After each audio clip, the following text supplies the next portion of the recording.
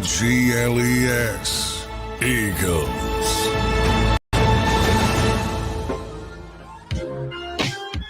Yes.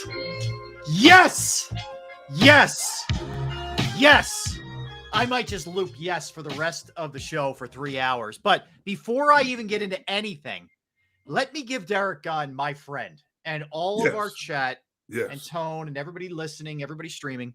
Let me give you the two countdowns. Two countdowns I have for you now. Oh, two now. Okay. All right. 81 hours and 19 minutes. That's one. That's the NLCS game 1 Monday.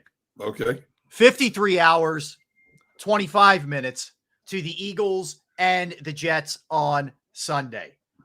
Boom. Boom. Thank you.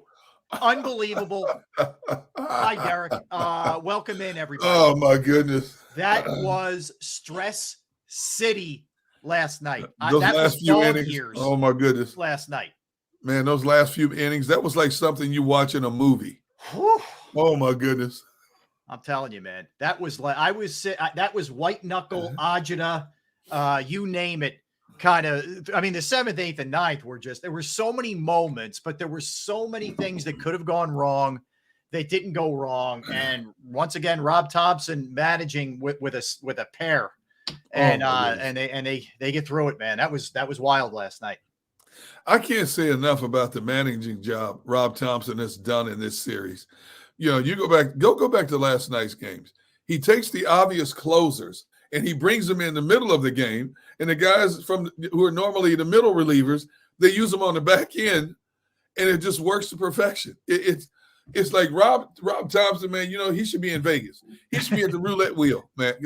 This dude's gambles have paid off significantly and then some this series. Yeah, wow. Game 1 and last night, man. You're right. He was sitting there. He's at the table and he's throwing the dice, man. And it all worked. It all worked. You know, Kimbrel's in there in the 7th. You're like, man, you start doing the math here. Like, who's finishing this thing up? I mean, Strom's left, and you got to throw the kid in there, Kerkering or Hoffman coming off the home run. You're like, what the heck is he going to do here, man? And it all worked. And props to Rojas. That was one heck of a clutch play. It really was. When Acuna hit that, I thought it was gone. To be honest, I thought it was gone. That was a double.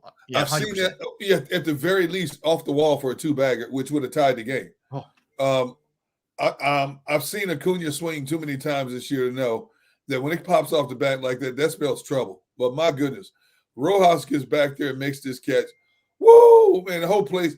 That's the kind of moment when you want to be in the stadium. The whole place just erupts. That's playoff mode at its finest right there. It really was. And the coolest thing I think about this team, I really do. I think the coolest thing is it is such a team. Check it out. There's a little celebration action here afterwards. These guys having fun. There's Fletcher Cox. Fletcher Cox is in the clubhouse. Fletcher's in there. I guess the back's all right, man. Fletcher's moving around in the clubhouse, but it better be jumping up and down like that. Yeah, right. But yeah, you see the Phillies there, you know, doing their celebration and dancing on my own. It was Callum Scott's birthday yesterday. There's Bryce shirtless. They're doing it. Looks like Gunner. He's ripped like Gunner is. I mean, it's amazing, man. Yeah, there it is. It's a gun day today. It's a ding gun day today. But there's Fletcher again having a good time. I love it. See, I love Joel was at the game last night. Tyrese Maxey was at the game last night. Fletcher obviously at the game last night. I love when these guys cross over and support one another. I do, man. I think it's just awesome. It's great. So, and we've seen this for years. Yeah. You know, when the Eagles were going through their Super Bowl run in 2017, you know, you had Phillies there, you had Flyers there, Eagles are there constantly, and now you see the same crossover with the Phillies.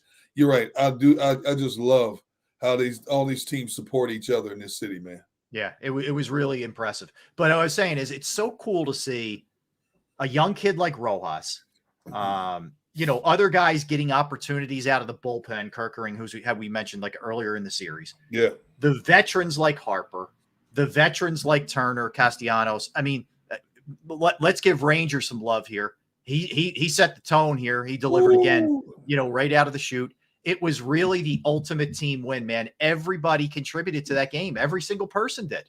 It was all hands on deck. It had to be, because you knew Atlanta was going to give it their best shot, and their best shot still wasn't good enough. The fact that this team hit 307 home runs in the regular season and only 3 in this series, that basically tells you, all the concerns we had about this Phillies pitching staff has been on point in this series. No, for the playoffs, for that matter, they've been on point for the playoffs. Period. It's like they saved the best for now. Yeah, it's spectacular. By the way, Derek. I mean, think about this. They held a team that hit 307 home runs in this series. Okay, they held them to 3 home runs in 4 games. They held them to a 186 batting average. The Philly starters had a 2.18 ERA, and their bullpen had a 1.26 ERA. That is straight up dealing. Like, they dealt in this series. And really, you think about it, I mean, the one game that they lost, Wheeler pitched great.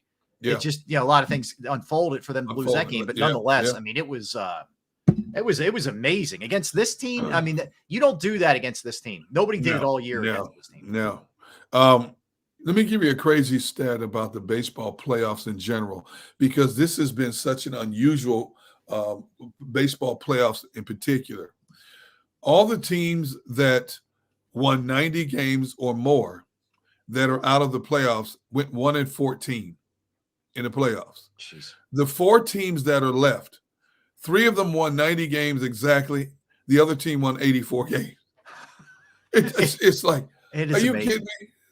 It is. It is. I mean, the Orioles, the Dodgers, the Braves, all of them just wiped all the out. 100-win teams wiped out. Incredible. It really is incredible. Yeah. So the way it sets up now, so the NLCS begins Monday in Philadelphia. So the Phillies will have the home field advantage, which we know how big that can be too. The way it goes, Gunner, is Monday, Tuesday, 8:07, which is great too, by the way, because the ALCS starts Sunday. Yep. No football distraction Monday. Yep. Monday, Tuesday here. Then you go Thursday, Friday, Saturday at Arizona. So it's 2-3-2. And then back here. Yeah, I know. Back here for 6 and 7, man. It's going to be on. It is going to be on. But it was just fun. It was such a fun atmosphere last night. And look, it's not to say you didn't have your moments. I mean, what are the odds that Harper's elbow gets hit?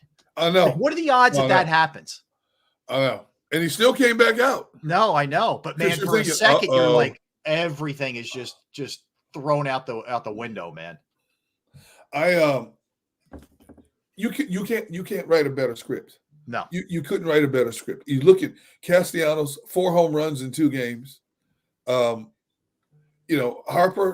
who a lot of people who thought he might not even come back until June, comes back earlier, and then really catches fire in August and is carried over into the playoffs. Mr. October. Yep. You look at the supporting cast who've given big hits in this series, big defensive plays.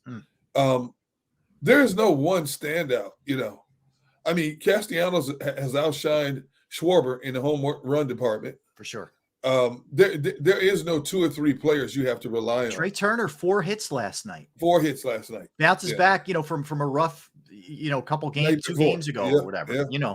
It's crazy. Hits 500 in the series, Derek. He was 12 for 24, 2 jacks, 4 doubles, 4 steals, 4 for 4 last night. That's crazy. That's just crazy. This team is going to be so difficult to beat. But I will say, I'm so looking forward to seeing them play this Arizona team. This Arizona team reminds me of the Phillies a year ago. Yeah. A team that backed into the playoffs on the very last day or second last day of the season. Yep. And they haven't lost a game yet. They've taken out 2 division winners, and they haven't lost. They're 5-0 in the playoffs. No, they've beaten them down. Like they smoked the Dodgers. Yes, the long ball, their long ball prowess, I think, has really turned a lot of heads. Yep. And they have good young arms. I think it's going to be a good series. Who's going to bet against the Phillies? This team was built to get to the World Series, but you know what? There's always these Cinderella stories that pop up in pro sports, man. I hope this is not the case, but I'm so looking to get an up close and personal look at all these players we've been sporadically hearing about the last week or so for the Arizona Diamondbacks. Same here. And they're, both teams are able to set up their pitching the way that they want. They're going to go with Gallen and Merrill Kelly out of the chute. Phillies are obviously going to go with Wheeler, Nola.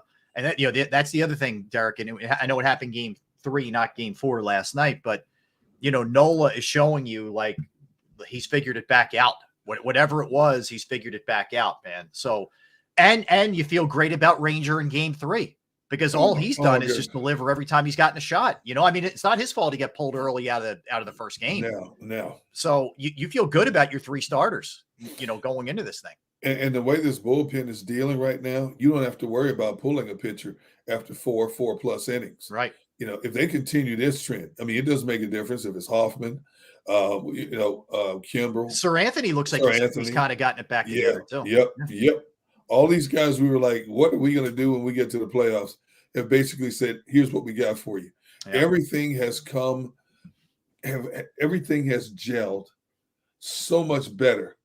With all the uncertainties that we were worried about, it has gelled so much better than you ever could have imagined in 2 rounds of playoffs for the Phillies right now. Yes.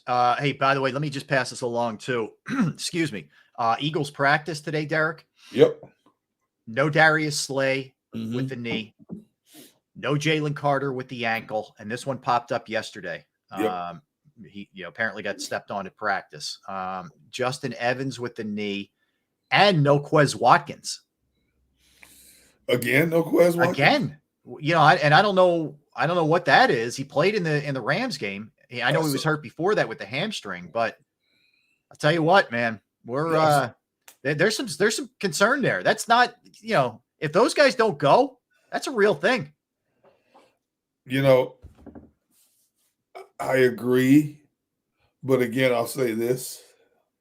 I'm not worried about that Jets offense, which I still say, even if Slay didn't play, if Justin Evans didn't play, if Jalen Carter didn't play, I'm still not worried about that Jets offense with Zach Wilson under center, because you can only run the ball so many times.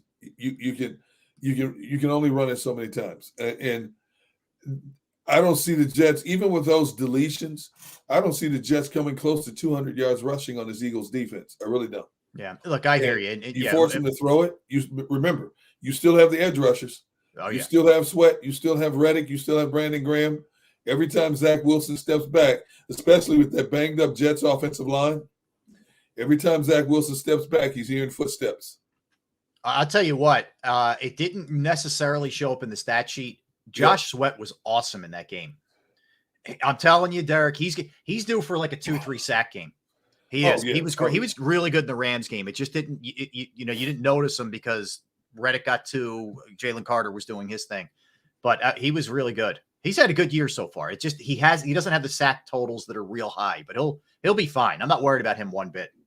No, heck no. And like I said, we were so spoiled last year. We expected to just carry over. Yes, it's going to take time. And it's still a lot of football to play. I want to make sure they're on point starting Monday. Yes, not Sunday. Monday. Yes, because that's when we've been talking about the meat of this schedule forever. I want to make sure these guys are on point, and I want to make sure the guys that are nicked up are healthy for the meat of this schedule coming up. Because Miami's coming to town, and Miami's like a traveling circus right now. The offense they put up, the points they put up, everybody wants to see this Miami team play.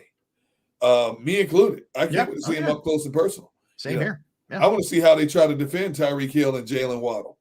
To be honest with you, I don't think they can do it. Be honest. Yeah, I don't either. Like, I don't expect all of a sudden the Eagles defensive backs to be able to shut down that group. I think it's going to be a game where the Eagles offense is going to have to put points up, period. I mean, that's it. I mean, serious points in that game. But it gets real there in a couple of weeks, for sure. And you don't want to be overlooking the Jets, and we'll talk about that in a little bit. But yeah, I hear you. But what a great time in Philadelphia sports. I mean, think about it. The Phillies headed to the NLCS. It's very similar to last year, Derek. Phillies are undefeated, headed to the NLCS, or Phillies are going to the NLCS. Eagles are undefeated. And now we have the Flyers season starting, and props to the Orange and Black. They got a win last night in their season opener. And the Sixers season about to start too. I mean, it is eerily similar. And you still have Houston kind of lurking there in the ALCS, and you could get some revenge from last year against the Astros, man. How sweet would that be? That would have a Super Bowl, 57 feel to it. Who would you rather, if the Phillies get to the to the World Series? Would you rather have them play Houston or Texas? Woo! Texas is dealing right now. Careful what you wish for, man. Yeah. Texas is really good, and Bruce Bochy's a phenomenal manager. Yes, he is. The one advantage you have, I think there's two things. One, you have home field advantage against the Astros, not the Rangers. Right. I would like to beat them and get revenge. And this team Houston seems to respond to slights and revenge. I think I'm going Astros, Derek. Are you? I'm going Astros. I am. Man, so it's like pick your poison. Either one are going to be tough to deal with, but I don't care who gets there from the American League. I just think if the Phillies get there, it's going to be an epic World Series. Oh, I agree. Either one of those teams, with Texas or Houston. Yeah, I agree with you. I think either way this shakes up. But this is going to be an epic NLCS. Like I know you're not. I know you've been on the Diamondbacks from Jump Street. I know that. But I think people just don't overlook Arizona because you maybe aren't super familiar with them, man. I'm just telling you, this team is really good, and they have quality young guys. Corbin Carroll's a beast. Man. They've got some live arms, and I mean bullpen arms as well as starters. Yeah. That Atlanta pitching staff was depleted because of injuries. Yes. This Arizona staff has some good live. The old man of the group is Evan Longoria, who's 37. Everybody else is a bunch of kids. Hey, we weren't supposed to be here anyway. Let's just go out and see what we can do. And the thing is, they are hitting the long ball with consistency. Yeah. Yeah. They can do it any different way, man. I'm telling you. They are a really sort of sleeping in the weeds kind of team that maybe a lot of people weren't paying attention to going into the playoffs. They have a nice mix, and Longoria is making plays for him. He's playing well. Yeah. Oh my goodness! At third base, I was watching him play in that series against the Brewers. Yeah, he's not cooked. Some of the dives he made towards the hole coming up and making throws. Yeah. At 37, I'm like, are you kidding me? I'd forgotten he was still in the league at 37 until the playoffs. He's really good. I'll tell you what, though, man. There is something. I know. We're just coming off the high of the win. Whatever it was, 12 hours ago. But there is something special about this Phillies team. There really is. Oh, I agree. All the stuff that went down with Harper and you see Arcia melting down, reacting to the fans behind the dugout. Dude, stop embarrassing yourself, man. Really. I mean, be professional. Hey. You're getting your butt whipped. Just be professional about it. But, when emotions are flowing, everybody handles it differently. And obviously he's a young player who has to learn how to handle those situations, Right. And I'm sure the Braves, as the game unfolds, it's happening all over again, just like last year. Yeah. It's happening all over again. We go in, last year they hit the second most home runs in the majors with 284. Yeah. This year, they tied a major league record with 307. Mm-hmm. Everybody picks them as a team to get to the World Series. Boom, gone again. Gone. Nothing short of incredible. And really, and you're right. If you're Atlanta, you got to feel like snake bit, man. We put these numbers up during the regular season, and then it just doesn't seem to matter the last 2 years. I don't know. They have incredible talent, but mentally, are you able to keep coming back from that year in and year out? Well, they've won the division 6 years in a row, and they won it all in 19, 18, something like that. Yeah. But again, it's going back to that stretch when they won the division 15 years in a row, and all they won out of it was one World Series. It's very similar. A lot of times it's not about having the best talent in the regular season. It's who gets hot in the postseason. You're exactly right. And that's the other thing. That's the other thing that hurts these teams, Derek, that roll up the big number totals in the regular season, because they go into cruise control for the last couple of weeks. And because they get the bye, they're rewarded with the bye. They have time off. And that's one of the things that Snicker said last night is, I think he said they were off for 8 days or whatever. He's like, having that time off, hurt us. You are better off being a wild card team. You really are. And who are the two teams that got the byes in the first round? Dodgers and the Braves. Yeah. Neither one of them get past the first series. How about that, man? And the others, AL, it was the Orioles and the Orioles got swept, and I believe it was the Rays. Was it? Wait, no, the Rays played in the first round. Yeah, Rays were. Who the heck was it? Was it? It was. I'm pulling it up right now. Orioles and let's see. I guess it would have. Yeah, it would still be the Rays, right? With 99. Or no, they didn't win their division. No. Was it Houston? Yeah, Houston's still going because Houston won the West. Yeah. But anyway, but the point being, wow. all the big totals teams, 104 for the Braves, 100 for the Dodgers, Orioles 101, Tampa 99, all out. It is amazing, man. When you think back, and there were just so many big moments in that game last night. So many. I mean, I can't emphasize enough. Castellanos answering with a home run after the Phillies were down 1-0 in Game 3 and Game 4, got the crowd totally back into this thing. And everybody just all right, sigh of relief, take a deep breath, everything's gonna be fine. And that was clutch. Like, to me, that's why he's the NLDS MVP in my estimation. I would go Castellanos. There's no question. Yeah. Some people might go, who? Harper, maybe. I mean, but this has got to be Castellanos. It's got to be. Yeah. You hit 4 home runs in 2 games. Are you kidding me? Come on, man. I mean, incredible. Now let's be honest. When Atlanta took that 1-0 lead last night, crowd got a little quiet. Crowd got a little quiet. I mean, there's a lot of tension in that game, But then, of course, the Phillies answer right back in the next half of the inning. So, but for a little while there, it got a little quiet at Citizens Bank Park. Mm-hmm. But you talk about a game of drama, and you see people on social media. I can't take this. My heart can't take this anymore. But man, what a finish to that series, man. The last 3 innings, my goodness. Yeah. All right, let's get a timeout. And Scott Lauber from the Inquirer, who was covering all the action there last night, Derek, and he has been throughout the entirety of this thing, the whole year. Forget about the playoffs, the whole year. He's going to join us next. We'll get his insights on everything that went down in this series and everything looking ahead to the Diamondbacks. 12 o'clock. We will go hard into the Eagles, the injury situation, what you're hearing, Derek.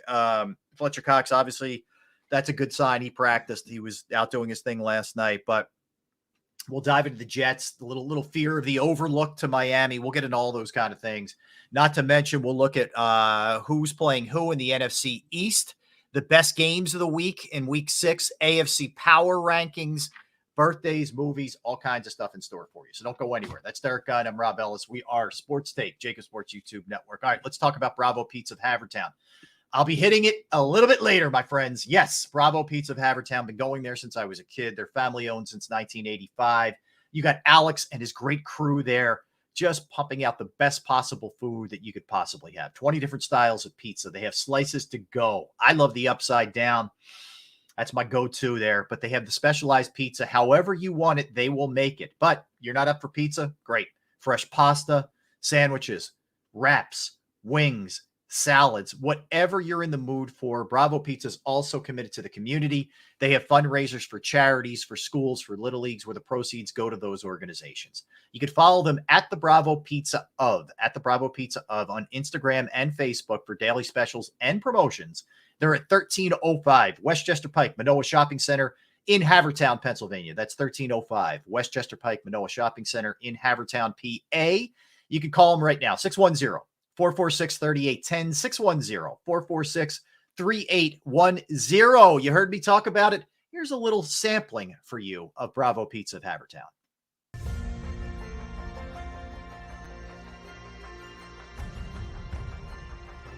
I remember getting my heart broken when they lost the Super Bowl in 2004.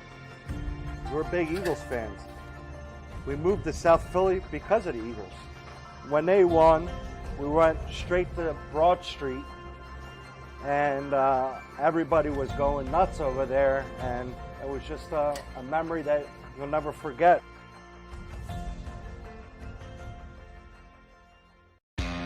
Go to get your game on. Go for the beers. Go for the cheers. Go for the hit and the hits. Go for the stakes and the stakes. Go to get your parlay on. Go to get your party on. Go for the scene. Go for the screens. Go for the gallery. Go for the win. Go to Ocean. Visit theoceanac.com to plan your visit. At Pond Lehocky, we've recovered billions of dollars for our clients, and we're confident we can do the same for you. With over 250 years of combined courtroom experience, we've helped over 100,000 injured clients obtain some of the largest settlements in Pennsylvania. One conversation is all it takes to help you and your family get back on track. If you've been injured in an accident, give Pond Lehocky a call. They're carving them up and good play calling along the way. First and goal at the 6.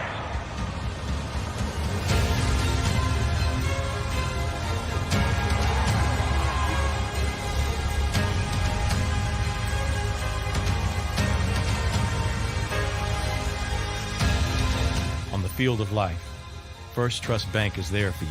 Champions on 3. 1, 2, 3. Because Philadelphia dreams deserve a Philadelphia bank.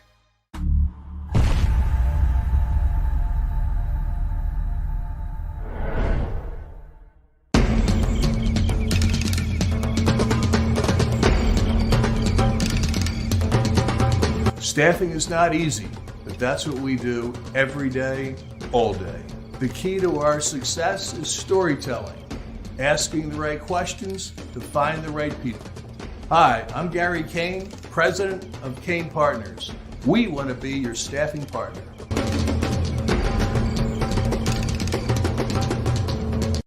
Since 1977, it's always been about you, the community, at Rafferty Subaru. And through the Subaru Love Promise, we prove we care by supporting charities like So Good Now. So Good Now helps kids in under-resourced areas by connecting them with student athletes to serve as mentors. We remove barriers so athletes can help youth in the corners of our communities where light and love are needed most. When you choose Rafferty Subaru, you help organizations like So Good Now. It's all about you at Rafferty Subaru.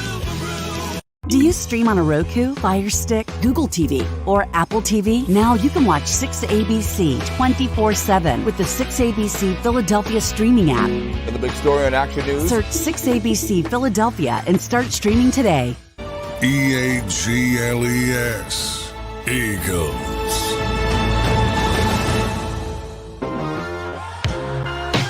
Back.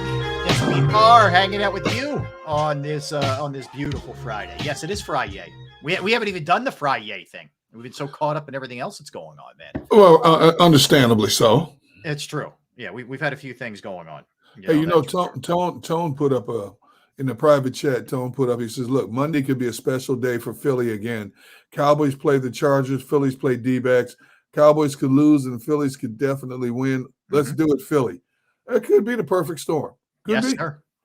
That would be a perfect storm. That would be nice. Let's keep adding on to these good memories we're stacking here in this fun. It is awesome. It is awesome.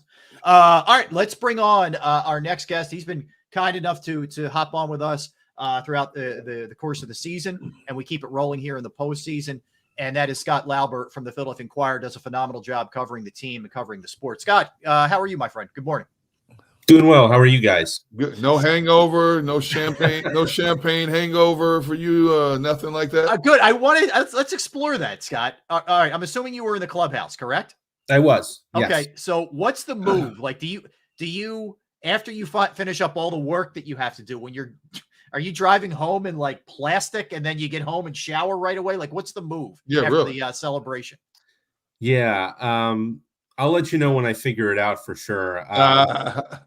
It's weird. You go down there and you try to. I think the more of these you do, the more you figure out like how to sort of avoid getting completely drenched. Mm-hmm. But there are people you have to talk to who are in the middle of it all, and so you're going to get hit by some stuff, and then you got to go upstairs when it's all over and sit down and work, and you kind of just everyone stinks, and it's just like it's just a giant kind of like, look, we just got to get through this all together. And then you get home and it's like 2:00 in the morning, and like, well, I got to get in the shower, I got to do something because I can't go to sleep like this. So yeah, I mean, we've had 7 of these, I want to say, since they clinched the playoff spot last year in Houston. So I'm trying to get into a routine, like trying to figure out how to do it so that it's as comfortable as possible. But yeah, like that drive home, you're by yourself in your car and you're like, man, I stink. And it's not just, it's beer, it's champagne, it's cigar smell. It's like a frat party in your car. Yeah, it's like the old days. Yeah. Okay, so what time did you have to file your story by? So I had to file one right as soon as the game ended. Okay. And then one of the good things, I guess, about these late starts is that you're so past the old print deadline that you can take more time downstairs. So so it's kind of like, as soon as you can when you get upstairs, but it's not like the old days where, you had a super, super late print deadline back in the day, and you had to, it was late, but it still wasn't late enough, and you had to make that. So I guess it's a little easier than it was back then, but one story as soon as it's over, and then, keep going. Scott, let's talk about the degree of difficulty on the Rojas catch, which, probably the key moment of the night. I mean, you can make an argument for a bunch of them, but that was certainly, you can make an argument there. The ball's smoked, number one, by Acuna. He's coming to the weird part of the wall that angles out where you're almost coming to a point as opposed to just the padded wall that you may hit if you make a catch, which has got to make it that much more difficult. I mean, not only are you on a run for it, and I know some people are like, well, he didn't play it perfectly. Like, my God, give me a break. But anyway, so he makes that catch knowing that that's kind of bearing down on him, man. Just your thoughts on that play that he makes and why the guy's there. Yeah, it was one of those where you watch it happen in front of you, and all you can say when it's over is like, wow, you audibly say that because it was that kind of play. And I thought it was a hit. I thought it was going to be at least a double and maybe the game would be tied. That's what he's there for. He went 0 for 14, I want to say, in the series. Didn't have a hit. I don't think he's had a hit since game 1 against the Marlins, but they're not wavering. They're not going to take him out because they view him as somebody who can help them win games with his glove alone. He doesn't have to hit in order for him to help them. And you saw that last night. He made the play of the game without a doubt. And we've seen him make plays like this since the day he got here. And we heard about it before that. I mean, when he was in the minor leagues, I had people tell me, like, wait till you see this guy play center field. He's the best center fielder I've ever seen. And I heard, similar things about Jackie Bradley Jr. when I covered the Red Sox. Kind of his defense preceded him. And then he got to the majors and you watched it and you said, wow, like it really lives up to the billing. And I think that's what I find with Rojas is that, from that first day when he made that catch against the Padres in that doubleheader, he's made very, very difficult catches look easier than they were. And as much as I said, wow, when he made that catch, I suspect it was even a much more difficult catch than it looked because he wasn't at the wall. He was at the warning track. He leaped. But like you said, it's kind of a weird part of the ballpark. It's that 409 sign where the wall does jut out.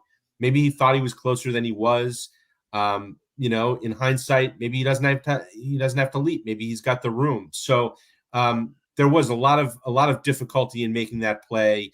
If it was in the first inning and there was room for error in the 8th inning of a game like that and that magnitude. So sure, I mean it was certainly a highlight, and there's a reason I think why after the game last night, some of us were talking to John Middleton, and he told us that he told Gary Maddox on Alumni Weekend that this guy could be the next Secretary of Defense. He's that good. And, that's high praise. Yeah. Yeah, high praise indeed.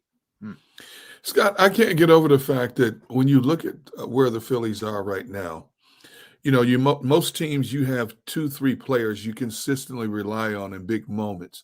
With this team, it's all hands on deck. There is no, I was just joking with Rob in the last segment. Castellanos has outshined Schwarber in the home run department. You get Stott making big plays, grand slams. You get Rojas making big. It's not just the Harper, Turner, Schwarber show. It's all hands on deck. And then you look at the moves that Rob Thompson made last night. The guys who usually close, he brings in the middle, and the guys in the middle, he puts at the end. It's like the perfect storm with this team right now. Yeah, it is. And, I wrote today that Rob Thompson, so I was talking to Rob Thompson before the game yesterday, and he plays a little there, not every day, but there are days where there's a kind of a lull in the afternoon before batting practice. And so maybe he'll take the lineup card and he goes over to the coach's room and they kind of have a little fun and they say, all right, who's your pick to click tonight? And, the last 2 Octobers, you got to like really work at it to not get that right, because there's 3 or 4 or 5 picks to click every single night. So, like last night, if you looked at it, you might go with Nick Castellanos. He had the 2 home runs the night before, but what are the odds he's going to have a game like that again? And he makes history, and he has a game like that again, becomes the first guy to hit back-to-back multi-home run games. Trey Turner, you probably wouldn't have picked. He was 0 for 17 against Spencer Strider, and what does he do? Double, single, homer, and then he adds a hit later in the game. And the homer puts them ahead 2-1. How about Matt Strahm, right? Matt Strahm closes out the game. He closed out 2 games all year. He started the season in the rotation. He was talking after the game about how, I couldn't tell you how many times when I was a kid, I was on my front lawn going 3-2 count World Series. And that's the closest he'd come to one of those moments. And he's been in the big leagues for a while. And, he closes it out last night. Rojas makes that catch. Obviously Harper's a good pick to click pretty much any night that they play, especially in the postseason. So you're right. It seems like it's not just a different person every night; it's multiples. And it's been an amazing run. Game 1, we talked about how they managed that game. I know Rob Thompson says there was no script. Well, there was a script. I mean, the idea was that they'd go with Suarez into a certain point, and then they were going to, bullpen it the rest of the way, and they did it. And I kind of thought coming into the postseason, I don't know if I said this to you guys, but I know I've said this to other people and I've written this, is that, one of the things about having a deep bullpen the way they do, I mean, every manager would rather have more options than fewer options. Every time you make a pitching change, you increase the odds you might get it wrong. So when you have a game like game 1 or a game like last night where you're making 5-6 pitching changes in the game, the odds that you're going to get them all right, I mean, think about that. Push all the right buttons. Almost it's impossible. not like a formula where back in the day, the Yankees went starting pitcher, setup guy Mariano Rivera, and it was every single time. He's mixing and matching righties. He's bringing in Alvarado in the 6th inning to face Olsen, knowing he's going to have to face him again in the 8th or 9th, and who's going to go get him. And this time it was Soto. In the past, it's been Strahm. I mean, so he's pushing 6 or 7 buttons in that bullpen every night. He's getting them all right, and it's kind of unbelievable. As that started unfolding, Scott, after you were getting past Kimbrel and Alvarado, you start doing the math and you're like, whoa, man, this is going to be fascinating. I know you still had Hoffman, you had Kerkering at one point. I'm like, are we really going to see him in this kind? I mean, I know he's a pretty level dude, but that's heavy, serious stuff right there. And then Strahm, I mean, it was amazing, man, the way that finished out. I was wondering if it was going to be Kerkering in the 9th inning, because Rob Thompson keeps saying, I'm not afraid to use him. I'm not afraid to use him. He even said yesterday, I'd use him back-to-back games, which is not something he had done in the minor leagues. And yet you watch how he has used him, and it hasn't been the highest of highest leverage, right? It's been the bottom of the order against the Braves in game 2, I believe that was, or game 1, I'm sorry. It's been, with a big lead against the Marlins. So he hasn't really unleashed him. And I talked to Bud Black, who manages the Rockies, and he was the Angels pitching coach in 2002 when they had K-Rod. And he said, yeah, we just sort of unleashed K-Rod on everyone in the postseason. And that was a carbon copy situation. He came up at the end of the season, made 5 appearances in September. Kerkering made 3. I think they came up within a few days of each other on the calendar. So, yeah, I mean, I was sort of like, well, is this, he's used Alvarado, he's used Kimbrel. If he wants to go, he's used Dominguez. If he wants to go to a righty in the 9th, I wonder if he goes Kerkering there to start an inning, because we know he likes Hoffman with men on base. That's kind of how I thought it was going to play out. And then it ends up being Strahm, and it doesn't make a difference. So, you just kind of have to, at this point, you just kind of have to say, Rob Thompson's got some kind of magic dust down there in the bullpen, and Strahm was saying, somebody said to Strahm last night, when did you know that it would be you to close it out? Did they tell you ahead of time? And he goes, no, I just kind of looked around in the bullpen, and I was like, well, no Alvarado, no Kimbrel. Yeah, not too many people left now. Yeah, Hoffman and I kind of looked at each other, and it was like, well, it's you or me. So, I mean, and it doesn't seem to bother these guys either. So it's pretty. I can't say I've seen, a run of good fortune the way they've had, or good decisions. Let me ask you this. This is from Taz. Scott, how much does Scott think Rob's style of management is instinctual versus analytical? especially in games like last night with the constant bullpen rotation. So it's kind of along the lines of what you were talking about. But I know you said he has a game plan, but I don't know that he planned that Strom was going to finish this thing, right? There is some gut involved as well as you're doing this. Yeah. I think it's a combination of the two, which is a cop-out answer. I know, like everyone wants black or white, up or down. But I do think it's a combination of those things. Like, I think they went into the Brave series saying, like, we want Alvarado on Olsen in every leverage spot we can get him. So, if it's close game, 6th inning, high leverage, that's going to be it. And then we'll worry about later, because that might not be his highest spot. So that's analytical, I suppose. But yeah, I mean, there's got to be an element of gut and instinct involved in this. And that's why, I say, like, I'm curious to see Kerkering moving forward in the Arizona series and how they use him, whether, the gut says, hey, let's just fully unleash this kid. But certainly they like their, you hear Rob Thompson talk about pockets of the lineup.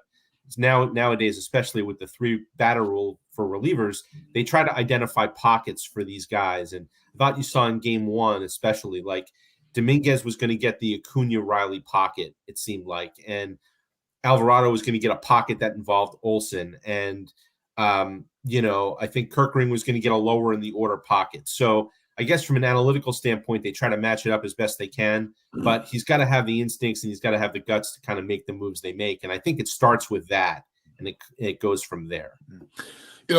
Scott, I had mentioned a stat in general when we're talking about the playoffs in general. I had mentioned a stat earlier to Rob, which I thought was phenomenal when you look at all the playoff games that have been played up to this point. Teams that won 90 games or more went 1-13 up to this point. You're talking about 3 teams that won over 100 games gone in their first round. 3 teams that got buys gone. It's like, and they got swept out. Atlanta won 1 game. It's one of the most phenomenal, unexplainable playoff scenarios I've seen in quite some time. Yeah. So I've talked about this a lot with people the last few days, I suppose, especially within the last week. And I have mixed feelings about it. So, like, maybe it's because, like, what I do, like, my job requires that I pay attention to baseball from the start of the season to the end. So I tend to be a defender of the regular season. Like, I'd like to think that the 162 games means a lot, and that winning your division is an achievement. It's an accomplishment. And so I kind of feel like division champions should be rewarded with more than just a bye in the best of 3 round and home field advantage. Like, to me, going into this series, there was way, way too much pressure on the Braves to win game 1 than there should have been. Like, they lost game 1 and they lost control of the series. Mm-hmm. And I know they came back and they won game 2, but they had to come here for the next 2 games.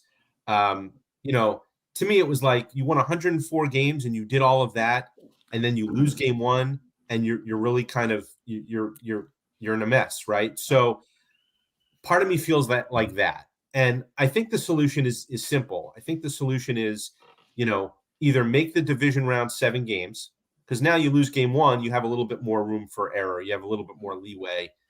Or shorten up the wild card round. Like, television loves that 1-game knockout round, right? So I was sort of talking to some people who were saying, what about if you have the 4, 5, and 6 seeds are all wild cards? What if you had 5 play 6 in a 1-game knockout on the first day of the postseason on that Monday? Then you have the winner goes to play 4 at their place on Tuesday, 1-game knockout. And then the winner advances to play in the divisional round against that division champion. And they have a little bit of less sitting around time. Because I think a bye in baseball doesn't serve the same purpose that it does in the other sports. Baseball's a rhythm sport. It's a routine sport. These guys never, ever take 5 days off. Having said all of that, as a sports fan, nobody has a problem in the NCAA tournament when a Cinderella team shows up in the Final Four, right? Nobody minded that the Miami Heat were in the finals last year in the NBA as a wild card team or an 8 seed or whatever they consider that now, that round that they came out of. So upsets are good. People like underdogs. And so what's wrong with, division champions getting toppled? I just think baseball does need to look at it, though, because it's not just the Atlanta Braves. It's the Dodgers. It's the Orioles.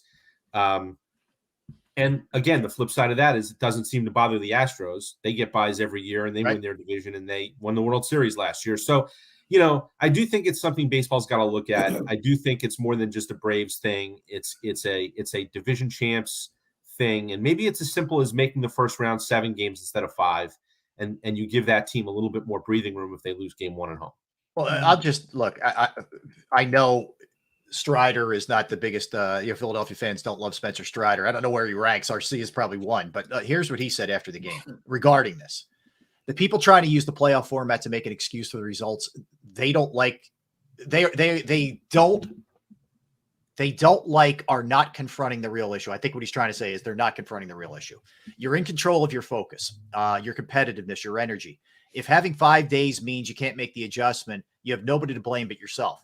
Props to Spencer Strider there. To me, there's a simple solution to all this. Win. Stop making excuses and win. You were the best team in baseball all year, and the Phillies pitching completely held you down.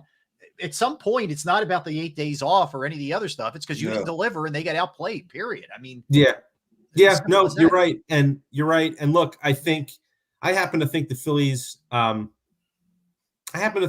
were better than they were. I mean, I think if you looked at their rosters and the state of their rosters right now, no Charlie Morton for the Braves. Braves pitching has been a little bit suspect now for quite a while. The Phillies were just a more complete team. And I kind of think if it was a 7-game series, they probably win a 7-game series as well. Mm-hmm. But, I do say that the Braves were in their own head from the beginning of all of this, whether it was the Phillies. I think we talked about the Braves celebrating the division title in Philadelphia, and some of their players after the game, AJ Minter, some other guys were saying how it meant something to them that they clinched the division in Philadelphia because that's where it ended for them last year. And they felt like they had to get past that. They had to move on from that. And I heard that and I thought, which team was 14 games better than the other team? Because if you're that much better, it doesn't matter where you clinch. And maybe the move would have been, don't celebrate the division championship. Say, hey, look, we know we're going to face you guys again. We'll get you in 3 weeks when it really matters and when the celebration carries more weight. So I think the Phillies were in their heads. I also think the format was in their heads. They did everything the opposite of what they did last year. They went to the extreme of playing games intra-squad games at night under the lights and bringing fans in and bringing minor leaguers in to play against because they wanted to stay sharp. Last year, they played normal intra-squad games in the morning at their ballpark, and it was relaxed. And maybe they thought they lost some focus or lost some of that edge. They did everything the opposite, and it didn't matter. They still lost to the Phillies in 4 games. So I think it was all in their heads right from the start, and then they lose game 1, and they were on their heels right from the beginning. Scott, can you put in perspective? Rob Thompson has been meticulous, but then he throws this kid Kettering in there. What a phenomenal story this is. He puts this kid in big moment situations. It doesn't make a difference to him. He doesn't care what anybody thinks. He doesn't care about analytics. It's a feel. It's a feel for him, and I just love how he approaches the game. I'm one of these people. I'm old school stuff. I hate analytics in sports. I really do. I hate computers basically deciding football, baseball, when you should do certain things, strategic moves, so on and so forth. I just love the old school feel that Rob Thompson seems to have in making these chess moves game in and game out. Yeah, I'd expand it out. I'd say it's organizational. Okay. I think they have a very old school president of baseball ops and Dave Dombrowski, right, who goes back to the days when, scouting reports were pen to paper and and stuff like that. And, it's not that he is an analyst. He's up on analytics. He understands it. He has people who are very smart, who work for him, who he's hired to put in place to bring that aspect of it in there. But I think they have found that they have struck a balance between the analytics and the scouting, the eyes on the field and the computers, and Rob Thompson, I think, has achieved that blend. You remember when Joe Girardi got hired, right, after the Gabe Kapler era, and everyone talked about Joe Girardi being a blend, right, an old school, new school blend. And Rob Thompson was his right-hand man for a long time with the Yankees, and he is also a blend. The difference, of course, and Nick Castellanos actually alluded to this last night, is the way that they deal with people. Like Rob Thompson is a has a much better feel, I think, for how to deal with players.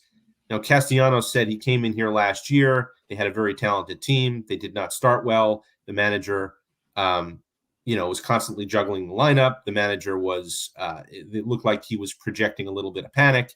It set in the room. Like Rob Thompson came in and there were no expectations. He never thought he was going to manage. The team was supposedly done, right, on Memorial Day, not going to make the playoffs, another year without the playoffs. And he came in and he brought this even keel. So that's the difference. But like I think analytics and old school, they're similar in that they have a feel for the game, but they also understand the numbers. So when you talk about Kerkering, right, like, yeah, I mean, there's some guts involved in taking this kid who started the year in low A, climbed through the minor leagues, made 3 appearances in the regular season after getting called up, and saying, hey, you know what? He's one of our best arms in the bullpen. We're going to use this kid. We know he doesn't have the experience. But then there's an analytics side to it that says, here's who we want him to face.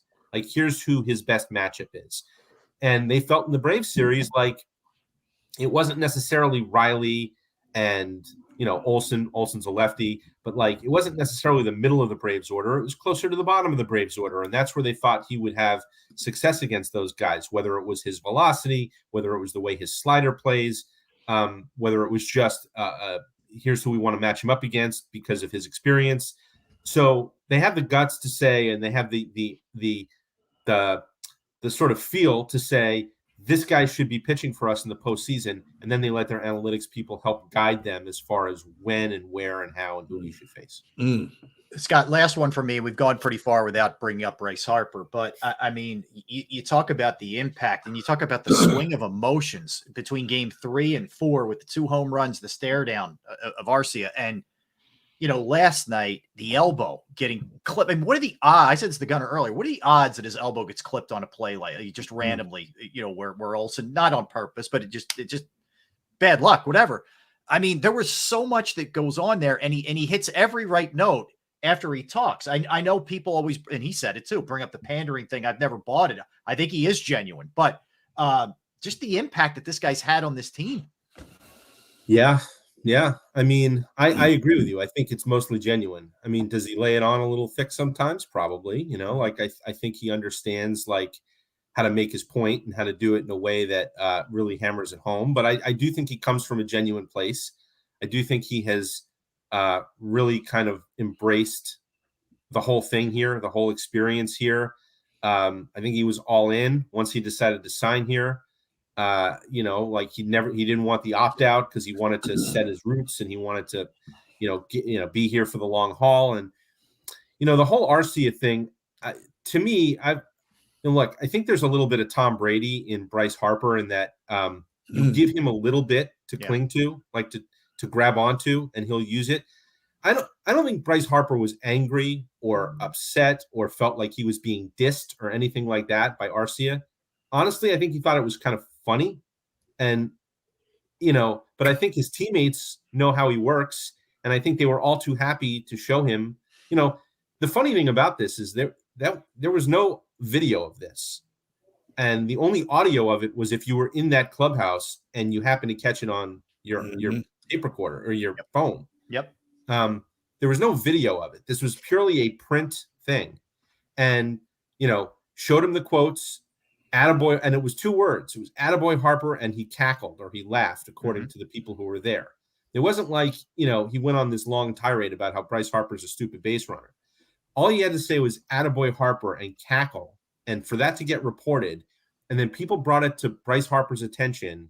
And look, I saw him walk out on the field to play catch before infield practice before game 3, and he had this look that I normally laughing with his teammates or whatever. No, he was staring straight ahead. He was focused. I was standing with a photographer of ours from the Inquirer, and he said, no, he looks different than he normally looks. And I said, yeah, he does. And shoot, I think he just grabbed onto that attaboy Harper thing, like Tom Brady would grab onto the smallest slight. Yeah. And use it to his advantage. And I think the great athletes do that. The great players in their sport. Michael Jordan did this, right? Everyone who watched The Last Dance sort of realized how would grab onto the smallest thing. He's still that way. And he's right. And turn it around and use it against you. Yeah. So I think that's what happened here. And, you know, I mean, it was up there for me with the homer to clinch the pennant last year. Like, for him to do that twice and then stare the guy down and afterwards talk about, like, yeah, I looked at him. Yeah, I stared at him. Yeah, I thought he would at least feign a little bit of, I don't know what you're talking. No, he was I like, did too. yep, I thought he'd did. play it cool. And he was like, no, I looked at him. And he didn't say he was upset. He didn't say he was angry. He didn't say, how dare he? But, like, if you're going to give me that, I'm going to take it and I'm going to turn it around against you. And I mean, you know, it's been amazing to watch. It really has. And the fit has been perfect. You know, Dave Dombrowski was talking last night about how Philly's a tough place.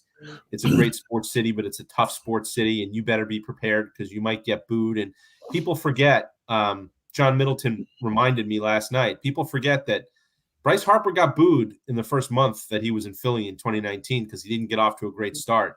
There were a couple of games there where he struck out in big spots and he heard it going back to the dugout. And it didn't matter to him. He just sort of, you know, again, he's just sort of uses it to his, you know, to help him. And he's handled everything here exactly the right way. If you had to write the script, right, of how to handle Philadelphia, if you're a high-priced free agent coming in, you follow it to a T. Yep. Scott, you mentioned the word Cinderella in our conversation a little while ago, and I think that is synonymous with this Arizona team they're about to face. This team right now reminds me a lot of the Phillies of last year, waiting until the last possible day to get into the playoffs. But my goodness, hitting, pitching, running the bases, it's like, hey, we're not supposed to be here anyway. Give me your early scouting report on this Arizona team they're about to face. Yeah, and those are the most dangerous teams, right? Yes. Young teams that have not been there before, that seem impervious to the pressure, maybe because they feel like they're playing with house money. You're right, they got in at the very end. They kind of backed in. I think they even lost the night they clinched, but they, you know, they got a wild card. And I don't know if anybody necessarily looked at them when they clinched and said, you know, they could be the 2022 Phillies, because they don't have the star power that the 2022 Phillies and the 2023 Phillies have. But they do have two horses at the top of their rotation in Zach Gallen and Merrill Kelly. Woo. It's lined up now for them to pitch both of those guys twice in a 7-game series.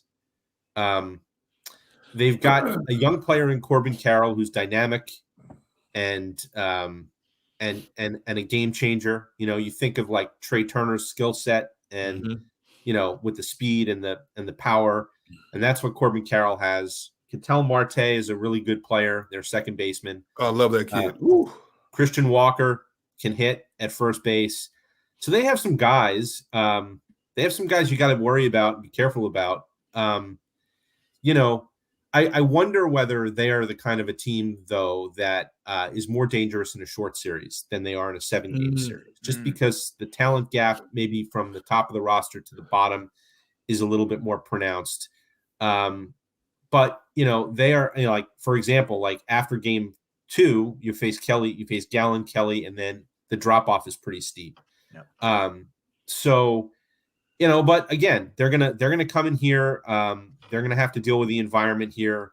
Maybe it's less of a thing for a young team that's just gonna throw caution to the wind and say, no one expected us to be here. Let's see how far we can take this thing. The Phillies will be favored for sure, and they'll probably be heavily favored, and they should be heavily favored. But, you know, I don't think you can sleep on the Diamondbacks. One of the really, really fun side angles to the whole thing, I think, is Evan Longoria. Yes. 16 years later, right, or 15 years later after the World Series in 08, I think he's the last guy left from both of those teams. And, you know, could this be the Evan Longoria revenge series? Like, he finally comes. I think he was held hitless in that World Series. They did a great job on him and Carlos Pena. I wonder whether he comes in here feeling like he's got some unfinished business from the very beginning of his career. So I think that's a fun one. I think that's a fun angle to have a good time with. And we'll see. Maybe he can come up with a big hit for Arizona. He's 37 years old, and he's playing like a kid again. The plays he made against both the Brewers and the Dodgers defensively, I mean, my goodness. You're right. That's a great story, Scott. Yeah, that's a fun one for me. Scott, good stuff, man. Thanks for hopping on. We always appreciate you, man. We appreciate the time that you give us, and you can follow him on Twitter /X @Scott Lauber, of course. PhiladelphiaInquirer.com as well. Scott, thanks, man. Keep up the good work. Appreciate you. Thank you guys. Anytime. Have a good weekend. That is Scott You too. Lauber, kind enough to hop on. All right, Gunner, let's hit a break of fun. Good Philly stuff off the top, man. Let's come back. Let's talk Birds. We'll talk about some of the guys who were not at practice today, and it's not good. It's not good. And you look around the league, there's some big names not playing this weekend. There's some big time injuries, which we'll get into all of that when we come back. Don't go anywhere. He's Derek Gunn. I'm Rob Ellis. We're Sports Take. All right, let's talk about Jim Murray and Principal Financial Group. Look, knowing who to trust with your finances, it's huge. You work as hard as you do, and you want to be able to be taken care of. You want your family taken care of. You got to find the right person. Whether that's retirement planning, 401k review, insurance review, small business, trying to get employee benefits off the ground, all of those kind of things. Look, I trust Jim Murray and Principal Financial Group implicitly. I've turned over my IRA, my 401k rollovers to them. I couldn't be any happier. You will be too. Give them a call, 610-996-4751, 610-996-4751, or you could email him as well.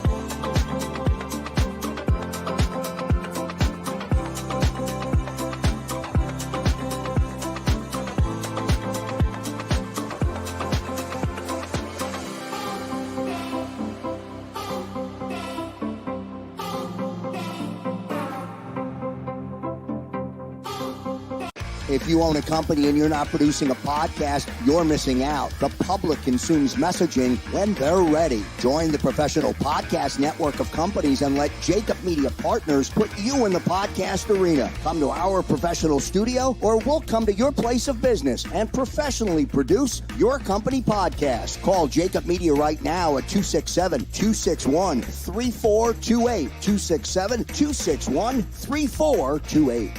My name is Dr. Bruce Grossinger, and I'm the medical director of Philadelphia PRP and Stem Cell Institute. I'm reaching out to those who suffer from spine and joint pain. We use treatment methods that require no surgery, no scalpel, no drugs. Running, walking, or whatever your desires are, Dr. Grossinger is where you need to come. You can benefit from the same PRP and stem cell treatment as Wilbert Montgomery. Call us now at 610-222-5675.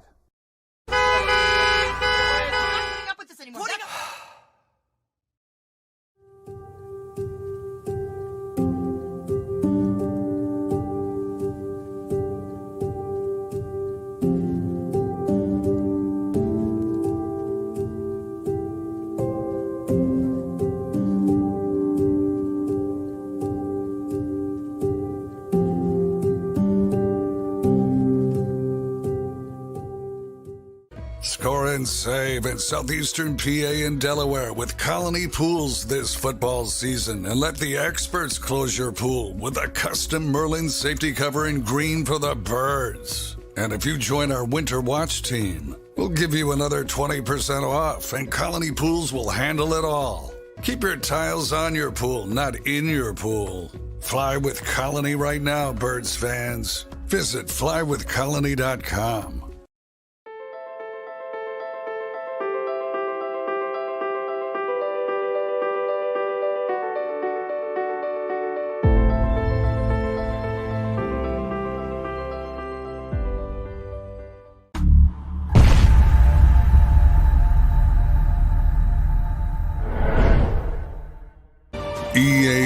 EAGLES, Eagles.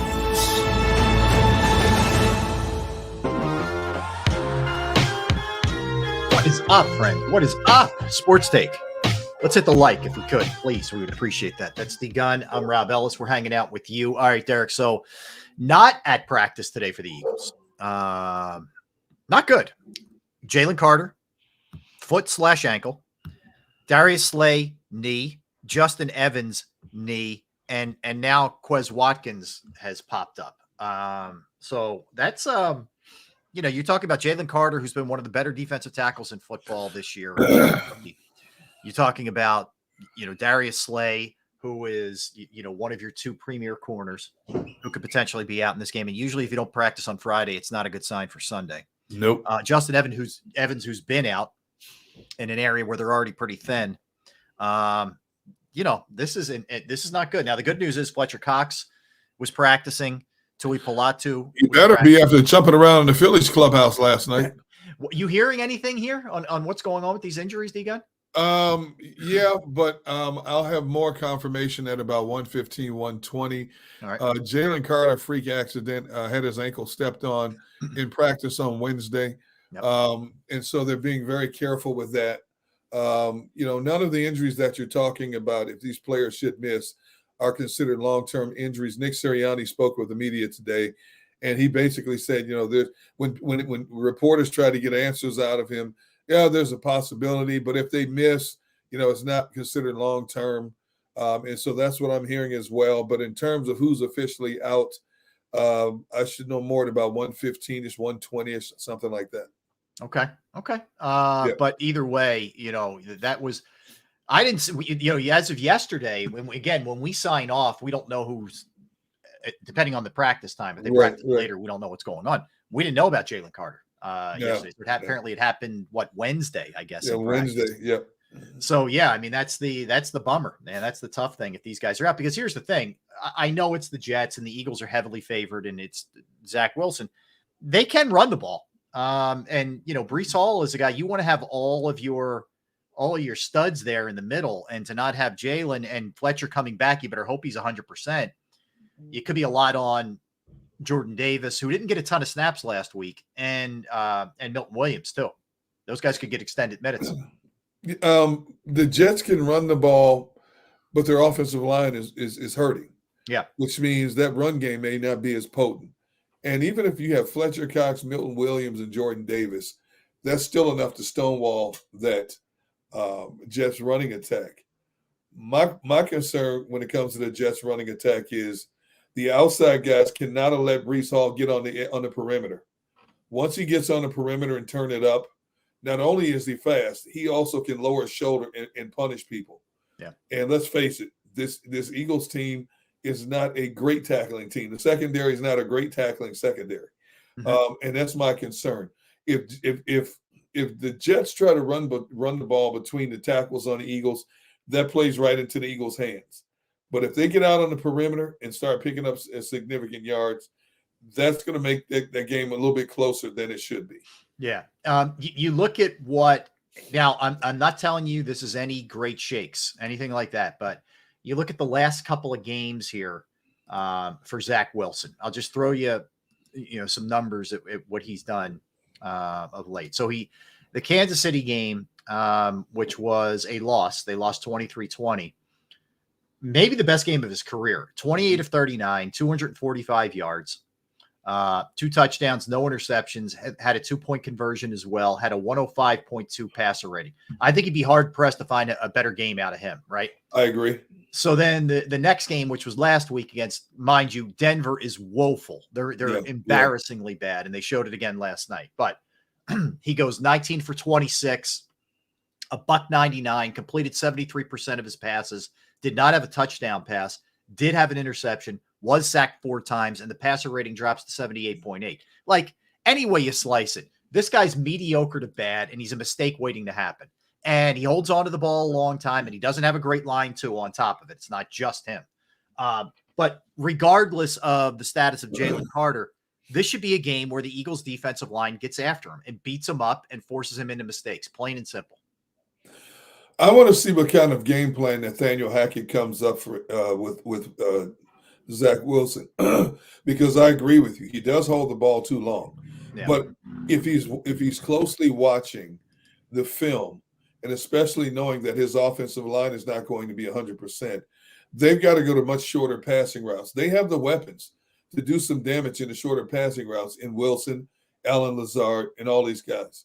But for some reason, teams like to play right into the hands of the Eagles defense. They want to stand back there and try to take deeper shots. Well, first of all, the cornerbacks are not playing up close bump and run, so it takes a little bit longer for that deep pass route to develop. Number 2, the longer you hold that ball, the more you're allowing the Eagles edge rushers to get to you. It's almost like dangling meat in front of a bunch of hungry dogs, And from what I've seen of Zach Wilson over the last couple of years, once you rattle him, you got him right where you want him. You got him right where you want. He's throwing the ball too soon. He's overthrowing. He's underthrowing, throwing it away. I can see the Eagles. Like I said, I can see the Eagles getting him at least 4 or 5 times on the ground and getting at least 10, 12 shots on him in a game. You hit him enough, you take him out of his game mentally, And I think that's what the Eagles are going to have to do. I think the Jets are going to have to throw the ball a lot more than they run the ball. And once he steps back to pass, whether it's 3, 5, or 7 step drops, he's going to be looking sideways instead of looking down the field where he's supposed to be looking. Yeah, I think early they're going to try and run it with Breece Hall, who's good. But the Eagles' defense has been so good against the run. If they're able to shut that down early, then it becomes, making them one-dimensional and him making mistakes. Not to mention the offensive line's down about 2 or 3 pieces here, including Elijah Vera-Tucker, who tore his Achilles. He's done for the season. Mekhi Becton's always hurt, it seems like. So this is another opportunity for these guys to really get after him. And I think, maybe this could be a game that you don't sweat like it's been way too close the last few games. Maybe this is a game where they pull away a little bit too. I would hope so. But, Rob, every Sunday has been something. Every Sunday up to this point, we've had a wow factor. And not just the Eagles, but a wow factor across the league. You just don't know. Certain games, the way they play out, you just don't know. And if I'm a betting man, I bet the house on the Eagles beating this Jets team and beating them by double digits. But because this league is so unpredictable, and of course it also comes down to who's healthy, who's not. We don't know who could go down again. As many injuries as the Eagles have had up to this point, we don't know if Slay is out. What happens if Bradbury gets another concussion? Now you got a bunch of young kids playing on the corners. Now that benefits the Jets. If you got a bunch of young kids, if you got Eli Ricks stepping up with Goodrich and all these guys, and there's no Slay and no Bradbury out there in the field, that's a different ball game. If you lose, if Fletcher Cox's back spasms flare up, you lose him. Well, now you're down possibly Jalen Carter and him in a game. Right. That weakens that run defense. So. Barbara Carroll's like, stop it, Diga. Look, you watch enough football. You know what happens. You can't predict anything in football. Can't. I mean, the reason that your point, I think, it's valid on a lot of levels, but just look at the way this year's played out. I mean, Washington was an escape act, right? I mean, the way that game went, and it looked, that was a game where the Eagles were heavily favored going in. There was a game last year where they ended up losing at home, right? So that was close. I mean, the Rams game, it felt pretty comfortable, but still, I mean, there was a little bit of question there in that one. What's turned out to be a terrible Patriots team, that was a close game. So yeah, I mean, a lot of these games have been close. The Eagles really haven't played quite their A game. They've been winning. That's all that matters, right? But they haven't quite played their A game where they've dismantled somebody yet. And whatever the Jets are, there is talent on the defensive side of the ball. There is. And I think what's happened is their offense has let them down so badly that the defense has been put in bad spots and overwhelmed. But that's really what it comes down to. They have talent, which means the Eagles, I don't think offense is going to be able to just blow them out of the water right away. I think it's going to be a gradual thing where you eventually get to Wilson enough and take advantage of him, give the offense short fields, and they'll cash. I mean, this could be a game too where we'll see if there's improvement in the red zone, which they came in as a bottom 5 team this year. The first half is going to be, or at least the first quarter is going to be a feeling out process, because you don't know exactly what you're looking at on either side of the ball. And granted, every week, every team is going to throw something at you that you haven't seen in film up to this point, looking at all this film. So, they're going to have to make adjustments. Eagles have said, especially from an offensive perspective, every opponent has thrown something at them defensively that wasn't seen on film. It took a while to adjust, and they made adjustments. It might not have been the cleanest adjustments ever, but enough adjustments to do what they needed to do to get down the field and control the clock and put the ball in the end zone. And this game is going to be the same way. Robert Saleh, here's another one. Robert Saleh is an excellent defensive coordinator. Yes. Look at what he did with that 49ers. So you went Belichick, you went Tampa Bay's defensive coordinator. Bowles. You went Belichick, Bowles, Brian Flores, Robert Flores. Well, you went Belichick, Flores, Bowles. And now you got Robert Saleh. Del Rio, but now you got Robert Saleh. Now you get Saleh. Okay. Yeah. And Saleh is one of the best of the best. So what wrinkle into the game? He knows he's going into this at a deficit. Yep. He knows that. But he also knows that if he does certain things defensively, he can try to hopefully confuse his Eagles offense enough to keep the scoring down low, which will give them a better chance to win. Yeah, Tone points out Raheem Morris in LA as well. And Raheem Morris, another one. Yep. So they've faced some really good coordinators who have thrown a lot of wrinkles in, and I expect the same thing this Sunday. The difference is, I would say personnel-wise, this is the best group of personnel that the Eagles will face defensively up to this point. I agree. Collectively, it is. Collectively, there's no question about it. Yep. And you have one of the better defensive minds in the game who's moving the chess pieces. Yeah, somebody just said in the chat, yeah, panic every week, Diga. Not a panic. These are facts. Are you not watching the games? Are you not watching across the league what has transpired across the league? You can't predict anything. Yeah, I don't think there's any panic, but it's funny, man. We have totally lost nuance. Like if you're looking at things and you're concerned about something, or you're being critical about something, you're a hater. If you're looking at a matchup and pointing out things that the other teams do well, you're panicking. Nobody's panicking, but understand the Jets have good personnel on the defensive side of the ball. As we said, they don't necessarily on the offensive side of the ball, especially the guy who's taking the snaps and the offensive line. So the Eagles' defensive line should be able to eat, plain and simple. But the other side of the ball, it's going to be a little bit of a challenge. Here's the thing, Derek, with the Jets defense, and I do believe like a lot of this has to do with the offense. They feed off of the offense in a way. But teams have run very well on them this year. So this could be a big Swift day. They've given up 146.2 on the ground, which is 29th in the NFL. It's second, they're right at the bottom three right there. They're 14th against the pass. They're 14th in points scored. So Eagles offense should be able to do some things here. And the Jets offense is very pedestrian, 24th in points, 11th in running, exactly, and 32nd in passing. But there's Quinnen Williams, there's Quincy Williams, there's Jermaine Johnson, there's CJ Mosley, there's Sauce Gardner, there's DJ Reed. There's talent on that side of the ball. And it's just a matter of, how much can the Eagles do here against that offense? Hey, Rob, I've covered this game over 4 decades, bro, coast to coast.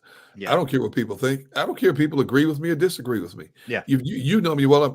I only state facts.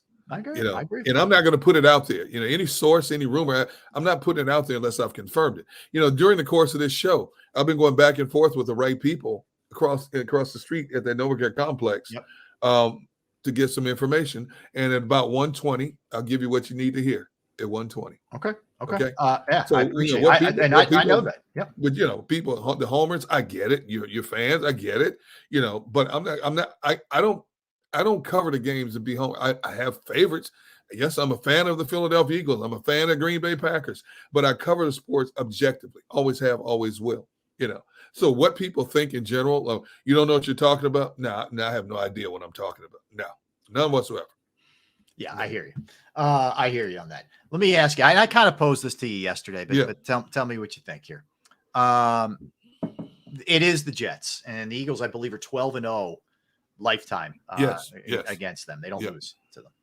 And for all the reasons we just stated, they have a lot of issues. When Aaron Rodgers went out, everything changed. They do have Miami on deck. Do you worry at all about an overlook, about a look ahead, as they call it? Absolutely not. Okay. And let's go back. Let's go back to the 2021 season, which was Nick Sirianni's first year. Right. And they rallied to finish 9-8 and got to the playoffs. And then you look at last season.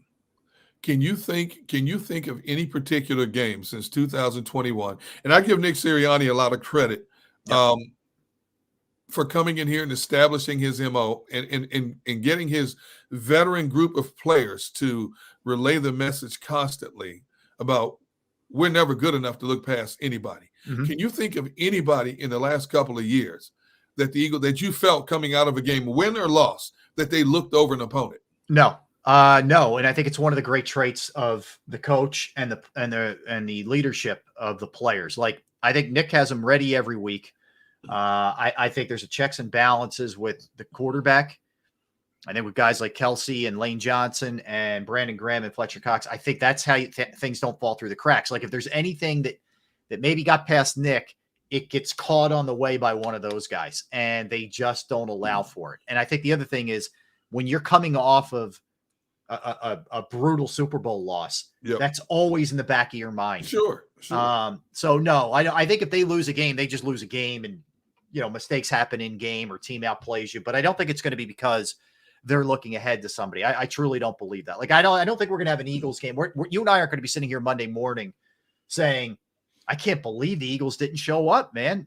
You saw guys uninspired and not giving effort or distracted or whatever, thinking they could just show up and win. That's not a character trait of this team. It really isn't. This is the team that it's still etched in the back of their minds about what didn't we do right that cost us that Super Bowl. Yep. And what do we need to do better to get back to that point? And that starts with the management at the top. And you look at how they drafted this year. Yeah. You look at the type of free agents they brought in this year. They are thinking about the bigger picture in terms of what do we need to do to get back to the Super Bowl. And we understand it's a 19-step process. And I say 19 steps because if they get that bye, they only have to play 2 games instead of 3. Mm-hmm. So it's a 19-step process. And when you have a leadership group like a Kelsey, a Lane, a Brandon Graham, a Fletcher Cox, who will not allow these other players coming in here to think beyond the next game, that is huge in terms of a consistent focus. And you look at how they've approached their business. They have not overlooked anyone. Has it been perfect? No. But the bottom line is there's only 2 teams that are unblemished in the National Football League, and the Eagles are one of them. Number one, because they have the depth and they have better talent than the opponents they have played. And that's all you have to have. That's a big part of the equation. The next part of the equation is to go out and to play like every game is your last game. And they have done it up to this point. 4 out of the 5 games, they've had to fight tooth and nail to get that W. I would say they were really in control of the Tampa game, but they had to fight tooth and nail those other 4 games to get that W. And they've done it. Basically, they've done it. And now you look at players falling by the wayside, and they're still finding ways to get it done. And because they're playing a Jets team, even if they don't have certain key personnel, they still have enough depth, which most teams don't have, to get the job done. Now, if they go into the next week's game as nicked up this week, next week as they are this week, that's a different ballgame. That's a much different ballgame. I agree. Well said. Well said. All right, let's get a timeout, Derek. We'll continue with the Eagles discussion. We will also look at who's playing whom in the NFC East. So you have the Commanders at the Falcons, Giants at the Bills, all kinds of stuff with the Giants, which we'll give you. Cowboys at the Chargers. We'll look at those games, who's in, who's out in those games, who we like in those matchups. Tons of stuff to do in the NFL segment as well. Plenty of stuff in store. And the Flyers won the season opener. They're going to go 82-0, Derek Gunn. I don't know if you heard that, but Flyers are going to run the table. All right, so we'll come back and we'll continue talking football. He's Derek Gunn. I'm Rob Ellis. We are Sports Take, JAKIB Sports YouTube Network. Pro Action Restoration. They are the people that you call if you have a home, a business, or a property and you go through the inconvenience of water, fire, smoke, mold damage. You don't really know who to turn to. It happens at inconvenient times, right? But the beauty is Pro Action Restoration is on call 24 hours, 7 days a week to assist. I can tell you that from personal experience because it happened to me at my parents' house a few years back. I called them. I reached out to Pro Action Restoration. They got right out on a Saturday, fixed the problem. Crew was professional, clean, price was right, very reasonable. They are licensed, bonded, fully insured, and Pro Action Restoration has been serving the tri-state area for more than 2 decades. They will also work in conjunction with your insurance company. So again, water, fire, smoke damage, mold remediation, you name it, they can handle it. Give them a call, 610-623-3760. That's 610-623-3760 or online at proactionrestoration.com. That's proactionrestoration.com. Go to get your game on. Go for the beers. Go for the cheers. Go for the hit and the hits. Go for the stakes and the stakes. Go to get your parlay on. Go to get your party on. Go for the scene. Go for the screens. Go for the gallery. Go for the win. Go to Ocean. Visit theoceanac.com to plan your visit. At Pond Lehocky, we've recovered billions of dollars for our clients, and we're confident we can do the same for you. With over 250 years of combined courtroom experience, we've helped over 100,000 injured clients obtain some of the largest settlements in Pennsylvania. One conversation is all it takes to help you and your family get back on track. If you've been injured in an accident, give Pond Lee Hockey a call. They're carving them up and good play calling along the way. First and goal at the 6.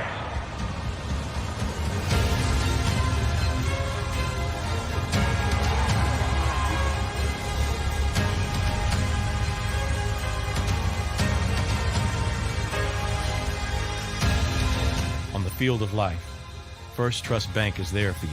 Champions on 3. 1, 2, 3. Because Philadelphia dreams deserve a Philadelphia bank.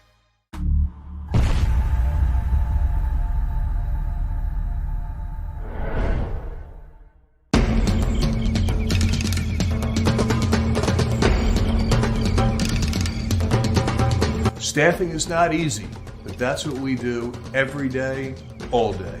The key to our success is storytelling, asking the right questions to find the right people.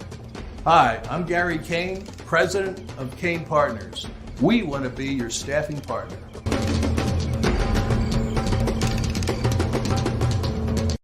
Since 1977, it's always been about you, the community, at Rafferty Subaru. And through the Subaru Love Promise, we prove we care by supporting charities like So Good Now. So Good Now helps kids in under-resourced areas by connecting them with student athletes to serve as mentors.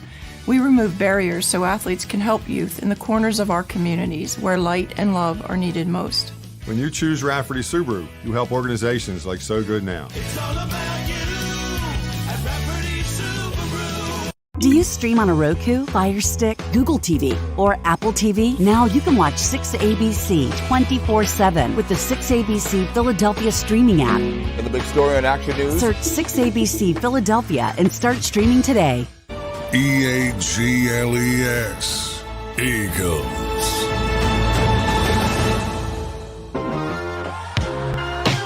He's back. Far back. Hey, God. Bob Ellis hanging out with you. Appreciate you hanging out with us. Sorry, man. I had to enjoy some Chick-fil-A nuggets my daughter just brought me. Really? With the little honey mustard sauce. I'm sorry. Yeah, thanks, man. I'm Thanks. sorry, but I just had a banana. Yeah, great. I had a banana earlier, but I'm hungry, man. You're the not thing helping is, me. they're still warm too. That's the thing. No. Stop. Okay. I'm just saying. Did you know honey mustard sauce is my favorite? What kind of team guy are you? You're not a team guy, Derek. Okay. Yeah, dude. I play for the I team. What do you want? There's no I in team. You're not helping Tone or I. Okay. All right, real quick. I'll give the Flyers a little love. Tone, Gunner's a big ass kid. You're right. I am. Yes, I have no intention. Tone, you're not paying attention. How many times do I have to tell you? I have no intentions of growing up. Thank you. What's wrong with you? I only have to be professional X amount of hours a day. Outside of that, my time is my time. And I enjoy the fact that members of my family look at me, Rob, and go, what is wrong with you? I enjoy that. I get that. I get what is wrong with you a lot. Tone's enjoying this. Yeah, he's enjoying. Tone, come on.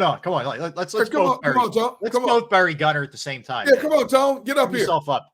Come on, Tone. Quit hiding behind the camera. Come on, Tone. Tone, give it to him, man. He's rubbing Hey, it in listen, our Gunner, I'm face. telling you right now, okay? Yeah. What you're not going to do, you're not going to continue to come on this platform that I produce, and you're not going to make sure we're well fed. You're holding out on the snacks. Exactly. You're holding out on the baked goods, and now you're holding out on the Chick-fil-A. Help me understand. What do we do to deserve this from you? No I thought we barbecue treated you coming well. our way. No Chick-fil-A coming our way. None of look, the stuff that you. I've never eaten any of my barbecue on camera in front of you guys. You should give me credit for that. Not yet. You've never seen me let the sauce drip down my hand. I'm like, oh, jeez.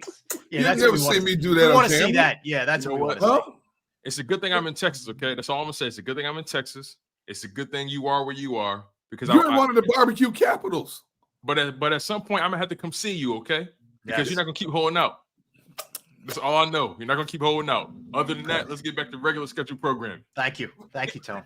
Wait a minute. Who? I had to bring in the what? backup. What? Yes. What? What is this? Yes.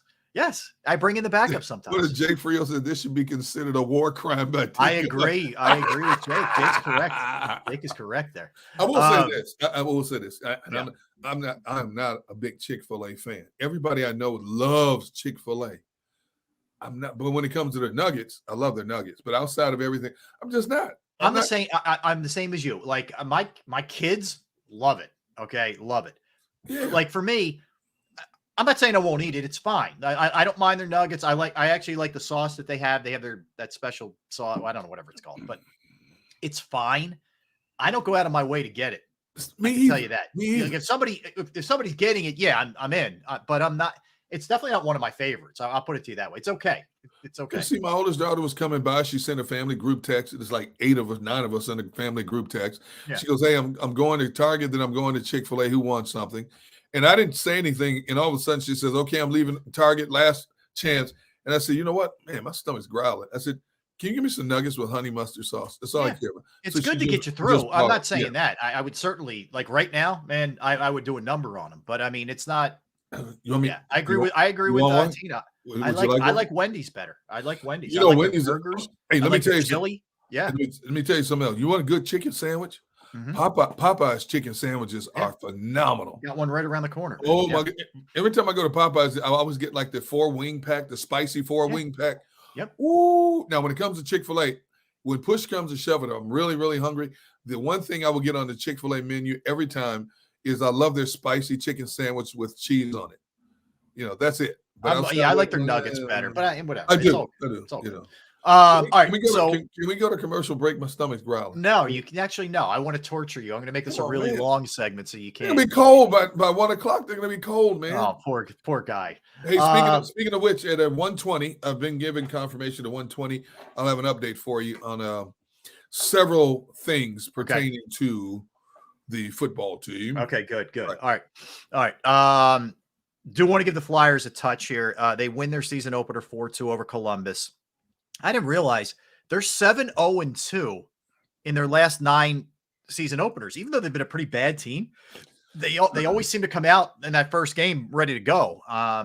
So they win. Travis Konechny, 2 goals. Scott Lawton had 2 assists. Carter Hart, 31 of 33 saves. I mentioned they were good on the penalty kill. Yeah. Look, they're not going to be good this year, but it's nice. I think it's nice for Keith Jones and Danny Briere to kind of start off their era here together with the win. It's got to, at least guys feeling good going into tomorrow afternoon's game in Ottawa. I am excited about the new direction, finally, of this Flyers organization. Do I expect them to have a winning season? No, because there's a lot of youth movement. A lot of pieces have changed, but they kept the goalie. And I love the goalie that they have. But who's to say they can't slip in the back door? I like Tortorella as a coach. You can say what you know, how many times have I said this? Say what you want to say about him. And he doesn't care if you like him or not, which I love. He's going to coach his way until further notice, which I love. His way has shown that it has had a measure of success. Yeah. And he's got a nucleus of players that have no choice but to buy into what he's selling, and you and I both, we've known Keith Jones a long time, good friend of ours, good friend of this show. Danny Briere, I love what Danny Briere stands for. Classy guy. I love the shakeups they've made in the front office and the scouting department and things like this. I think the organization finally has a bright future. I just hope the fan base is patient. If this fan base is as smart as I know it is, they understand, like we do going into this season. This season is basically a mulligan season. We find out what they are and what they are not, what they have, what they don't have. And then the team will build upon that next year. But I'm hoping they surprise a lot of people. I'm hoping somehow, some way they become one of these Cinderella stories that Scott Larber was talking about. Yeah. Like Arizona, slipping in the back door at the last minute. You don't know. You just never don't know. I mean, I agree with you. And I think they have been very smart in that they've told everybody, look, we know we have a long way to go. We're working on fixing things. Like, we get it. And we ask that you guys have some patience. They're not lying to anybody. They're not trying to cover anything up. And they're keeping it real. It took them too long to get to this point, but they're doing a good job of just, hey, this is where we're at. It's going to be a build and it's going to take a minute. So just be prepared. Yeah, We'll we opened the floodgate with the food. Oh yeah, we're getting all kinds of food everybody's favorite foods. My favorite one is I just saw Steve Ike. I'm boycotting Mickey D's. Egg McMuffins should not be that expensive. It's ridiculous, dude. You go to McDonald's and you get an egg McMuffin, a hash brown, and an orange juice. You're talking about $7-8. And I can remember when it was like $3 for everything. Everything. It's like $7-8 now. I'm like, are you serious? Yep. You go to Five Guys. I went to Five Guys the other day with my wife. Insanely expensive. All we got were 2 single burgers, yesterday, as a matter of fact. Yep. 2 single burgers, 2 small fries, and of course, you say 2 small fries. They give you enough You only ever get one. That's the pro tip. Just order one fry. Yeah, you get enough. We had 2 milkshakes. Yep. It was over $30 easily.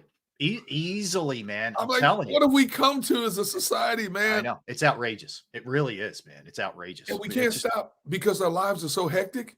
These places are always packed. Five Guys, McDonald's, Popeyes, Burger King. They're all still packed. Nobody wants to cook fast anymore. food drive-through. Like if you're scrambling, just trying to get from your next point A to point B, and you don't have time, what are you going to do, man? Like it's just hard. It's life just gets in the way. Very few, like all of us, are running from one thing to the next, and sometimes you don't have time. It's tough. It is. I get it. I love, and if I'm not paying attention, Rob, it's because these comments are hilarious about McDonald's and some of these places. It's funny. These people, I love this chat. I love our chat. Our chat has some humorous people, some quick-witted, anecdotal people in our chat. I love it, man. Like I said, we got a few that we wish we could jettison out of here for good, but 98% of the people in our chat daily, I love them going back and forth about sports. We jump on a topic, whether it's food, music, they just chime right in, man. I love it all, man. I love it. All right. So a couple things, and appreciate James. Appreciate you, James. Thank you. Who is has joined the crew. All right. So a couple things here, Gunnar. NFC East, and just turning our sights back to football here. Yeah. You have the Commanders at the Falcons. Now the Commanders are coming off, if you remember that game last Thursday where they just absolutely didn't show up. The Bears destroyed them, right? Yep. So they're taking on a Falcons team that's in a, pretty tightly contested NFC South. Right now, I think it's, kind of the way we thought it was going to be, very much up in the air, right? So the Falcons are 3-2, Tampa's 3-1, New Orleans is also 3-2, and then, forget Carolina, they're 0-5. Yep. So this is a game that Atlanta needs, and this is also a game where we're going to see what Washington's made of, how they bounce back after that effort in that game. So that's what I'm looking for. Like that game's at Atlanta, by the way, and Atlanta's a 2.5-point favorite, which means Vegas thinks it's kind of a toss-up sort of game. What do you think in that one?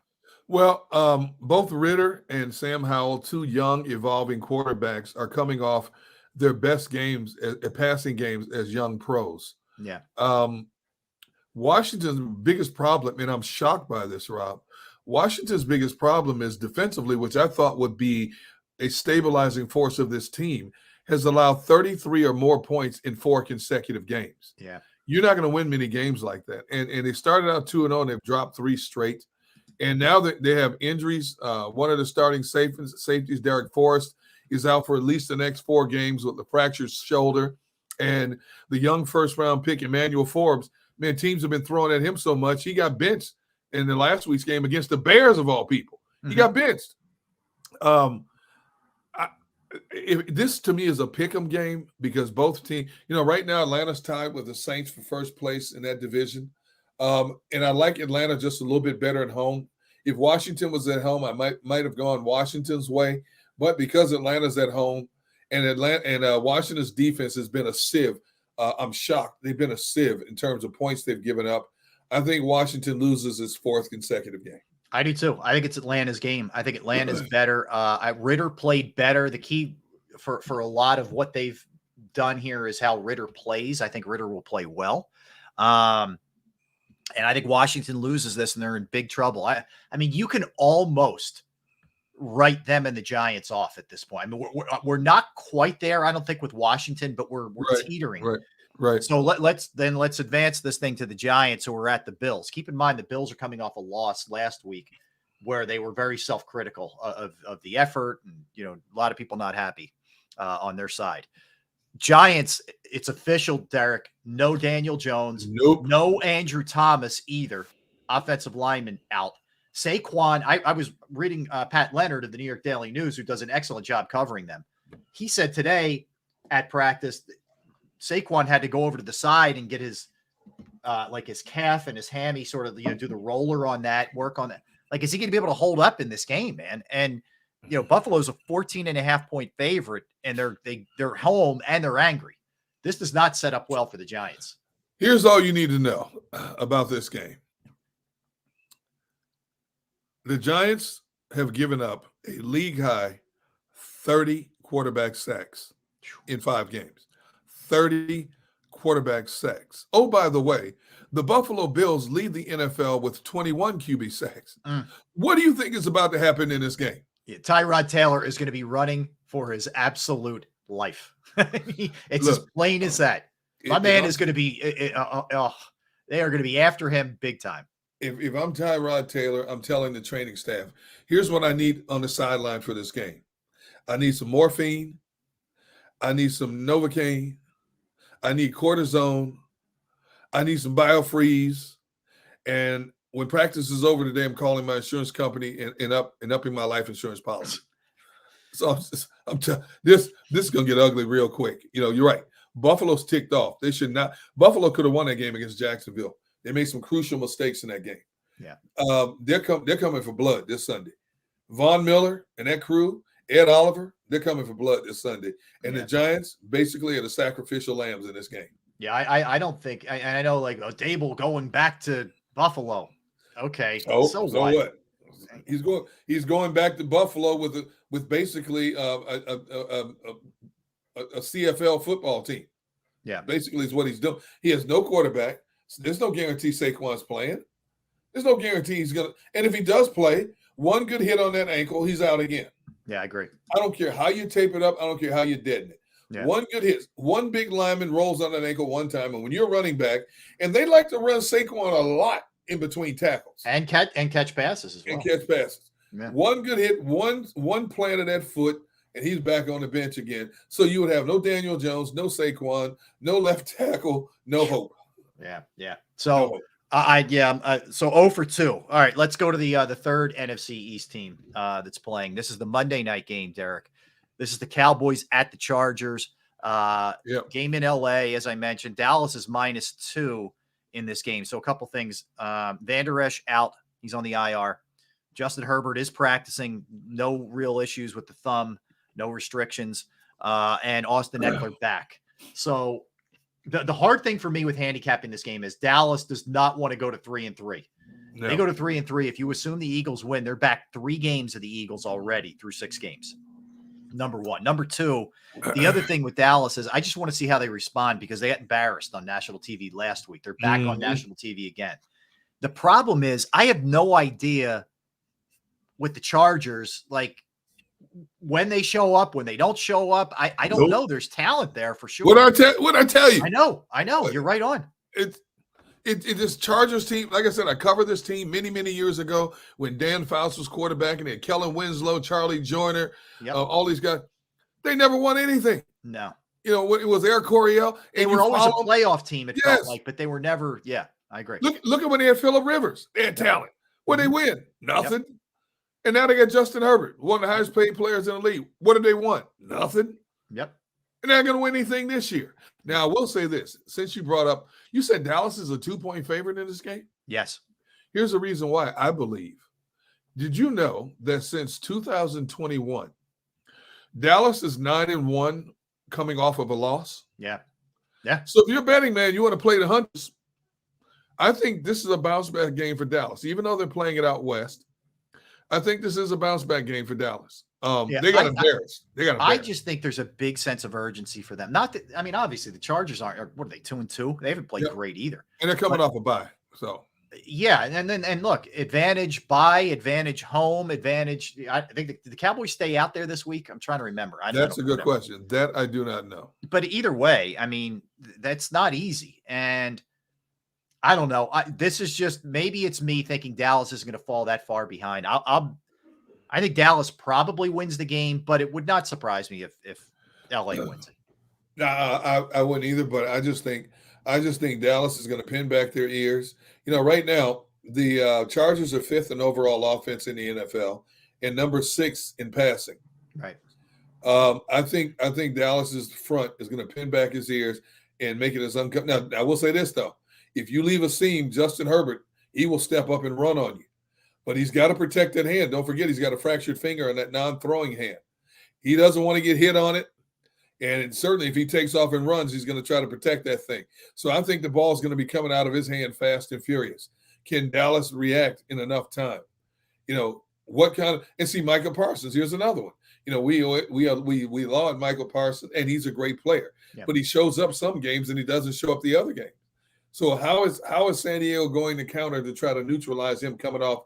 And he likes to move around. He comes off the edge. You can loop around up the middle. How do you account for Micah Parsons? Defensively, Chargers have enough personnel to hang with this Dallas offense. You got Bosa, you got Khalil Mack coming. You got enough. You got more than enough. But I just think, based on the stats, I think this is a bounce back game for Dallas. And the other thing is, with Dallas, how does Dak Prescott respond? He threw 3 interceptions last week. Where's his head at right now? That's the other thing. I mean, this Gunnar, it's not impossible for this to be his last year in Dallas. It's not. No, it's not. And that's why I truly believe Jerry Jones went out and got Trey Lance, number 1, to send a message to Dak. And number 2, they could be grooming him to be your starting quarterback next year. Now, and I think the patience with Dak Prescott, just think about it. Up until last year, Rob, Dak was a really efficient quarterback. He didn't turn the ball over much.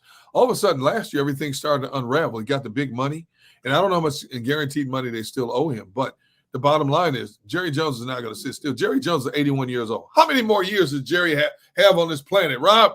I agree with you. He's in sort of Robert Kraft mode where it's he's won a ton and all that, but he wants to win another one. And they – especially a guy like Kraft who got a taste of it and what it was like. But, Jerry hasn't. The other part with Jerry is, Derek, not only is he getting older, he hasn't won in forever. No. So, 26 years, something like that. Yeah. Was it 95 or 96, whatever? Something like that. Yeah. So Jerry knows clock's ticking, time's running out. And he wants that measure of success. And I think the biggest travesty was giving Mike McCarthy the play calling. Yeah. I really do. I believe that has been one of the biggest sticklers. Dak has not been the same quarterback since Kellen Moore left. No. And oh, by the way, Kellen Moore is now with the Chargers. So there's a little bit of that too. You're going to have the offensive coordinator for the Chargers knowing the tendencies very well. Now, is some of that kind of stuff? I think when a player goes to another team that they're playing, I think some of that's overrated. Like so-and-so is now with the Panthers and he's going to give away all the secrets. Yeah. But I think a coach knowing all the tendencies of not only the quarterback, but the offensive line, he knows what McCarthy likes to do too. Yep. So there is, I think there is an advantage there. I'm glad you brought that up because that's something, I think. Kellen Moore was in Dallas for 8 years. He basically nurtured and groomed Dak Prescott. Yeah. Who knows all the pluses and minuses of Dak better than Kellen Moore? Yep. Okay. Yeah. You don't think Brandon Staley and all those guys have every piece of intel you could possibly have on Dak? To see, how do you play him? How do you attack him? Is it better off blitzing him front side or back side? Mm-hmm. You don't think they have all these little nuances? Every trick in the book to try to disrupt Zach and make him cough up the ball and turn it over to them? You're right. Sometimes it's overstated about former coaches, former players being able to help their new teams against their former teams. But I think in this case, that's a big advantage for the Chargers. They have Kellen Moore basically not only orchestrating the offense, but giving intel to that defense to try to defuse Dallas and Dak Prescott. So you look at the NFC East and, the Eagles undefeated so far, even though we'll all agree they probably haven't played their A game quite yet. But, Dallas is almost feeding right into what we thought, like McCarthy not doing a good enough job. Now he's got more responsibility. Yeah, You're seeing inconsistency on that side of the ball. Yeah. Dak, the turnovers rearing their ugly head with Dak. And they've been dealing with some injuries now with Van Der Esch down, Trayvon Diggs down. Yeah. So there's a real chance for the Eagles to just continue to create separation. I know they're going to play Dallas in a few weeks, whatever, but there's an opportunity there for the Eagles, especially if Dallas loses this week. Absolutely. As long as the Eagles take care of business, which I fully expect them to. To me, Dallas being favored by 2, what are the odds makers thinking here? They think Dallas. I think they think Dallas wins the game. It's kind of a toss-up line, but I think they think Dallas wins. Yeah, I mean, how much will that finger affect Justin Herbert? Even though it's on his non-throwing hand, if he gets that thing hit a couple of times, how much will that affect him in terms of how he grips the ball, on the snap on the center? Man. So all of that comes into play. But I can't wait to see the game. That's gonna be a good one. Yeah, I'm gonna end up doing what I did last night. I watched the football game on my TV, and I watched the Phillies game on my phone. I had the phone was right here next to me. TV's right there. I did the opposite. So I had the Phillies on the big screen, and I had the Prime game on my laptop. Okay, and I just kept going back. I might flip the script then. We'll get into it in a minute. That was a dud. That was not an entertaining game. And Chargers weren't as dominant as I thought they would be. Chiefs. I'm sorry, the Chiefs. Although I will say this, the Chiefs' defense to me right now is better than it was a year ago in terms of flowing to the ball, putting pressure on quarterbacks. I've got to see them play a couple of times this year. Obviously the young players on the back end are a year older, a year wiser. Yeah. Spagnola's got these guys attacking, Well, I think the other thing is, and Chris Jones last night was a man possessed. He's a beast. Wouldn't you be getting that raise he got? Yes. Man, you hope so. And we'll see if they can get him locked down long term. That's for sure. All right, so let's come back and let's go into everything. We'll take a look at the entirety of the NFL. We'll go through 6 games that we think are the best games of the week also, and then we're going to do our AFC power ranking. So we got a lot of stop it. Not right, Derek Gunn. All right. Tone, it might have to be me and you the rest of the way. That's all I'm saying. Hi, Derek. Hi.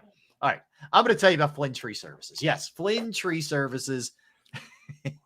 You are brutal. Flynn Tree Services is an experienced, licensed, and insured Pennsylvania tree services company that will trim or remove any unwanted trees off of your property. They offer cost-effective solutions to any tree problems that you may face. They are experts at trimming all types of trees, and they serve southeastern Pennsylvania, South Jersey, as well as northern Delaware. They specialize in tree removal, stump grinding, as well as tree pruning. And you can go to their Facebook or Instagram page for more information or a sampling of their work. Give Flynn Tree Services a call at 610-850-2848, 610-850-2848, or online at flynntreeservices.com. That's flynntreeservices.com. Go to get your game on. Go for the beers. Go for the cheers. Go for the hit and the hits. Go for the stakes and the stakes. Go to get your parlay on. Go to get your party on. Go for the scene. Go for the screens. Go for the gallery. Go for the win. Go to Ocean. Visit theoceanac.com to plan your visit. At Pond Lehocky, we've recovered billions of dollars for our clients, and we're confident we can do the same for you. With over 250 years of combined courtroom experience, we've helped over 100,000 injured clients obtain some of the largest settlements in Pennsylvania. One conversation is all it takes to help you and your family get back on track. If you've been injured in an accident, give Pond Lehocky a call.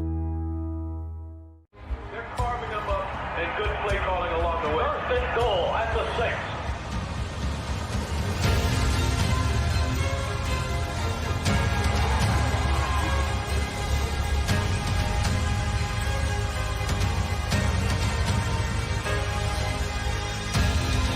On the field of life, First Trust Bank is there for you. Champions on 3. 1, 2, 3. Because Philadelphia dreams deserve a Philadelphia bank.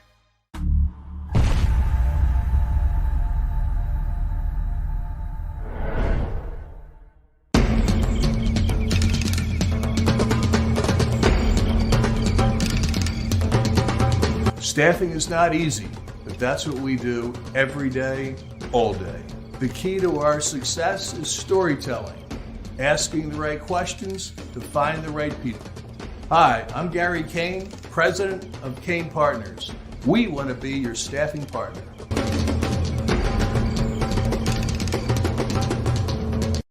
Since 1977, it's always been about you, the community, at Rafferty Subaru. And through the Subaru Love Promise, we prove we care by supporting charities like So Good Now. So Good Now helps kids in under-resourced areas by connecting them with student athletes to serve as mentors. We remove barriers so athletes can help youth in the corners of our communities where light and love are needed most. When you choose Rafferty Subaru, you help organizations like So Good Now. It's all about you at Rafferty Subaru. Do you stream on a Roku, Fire Stick, Google TV, or Apple TV? Now you can watch 6ABC 24/7 with the 6ABC Philadelphia streaming app. For the big story on Action News, Search 6ABC Philadelphia and start streaming today. EAGLES, Eagles.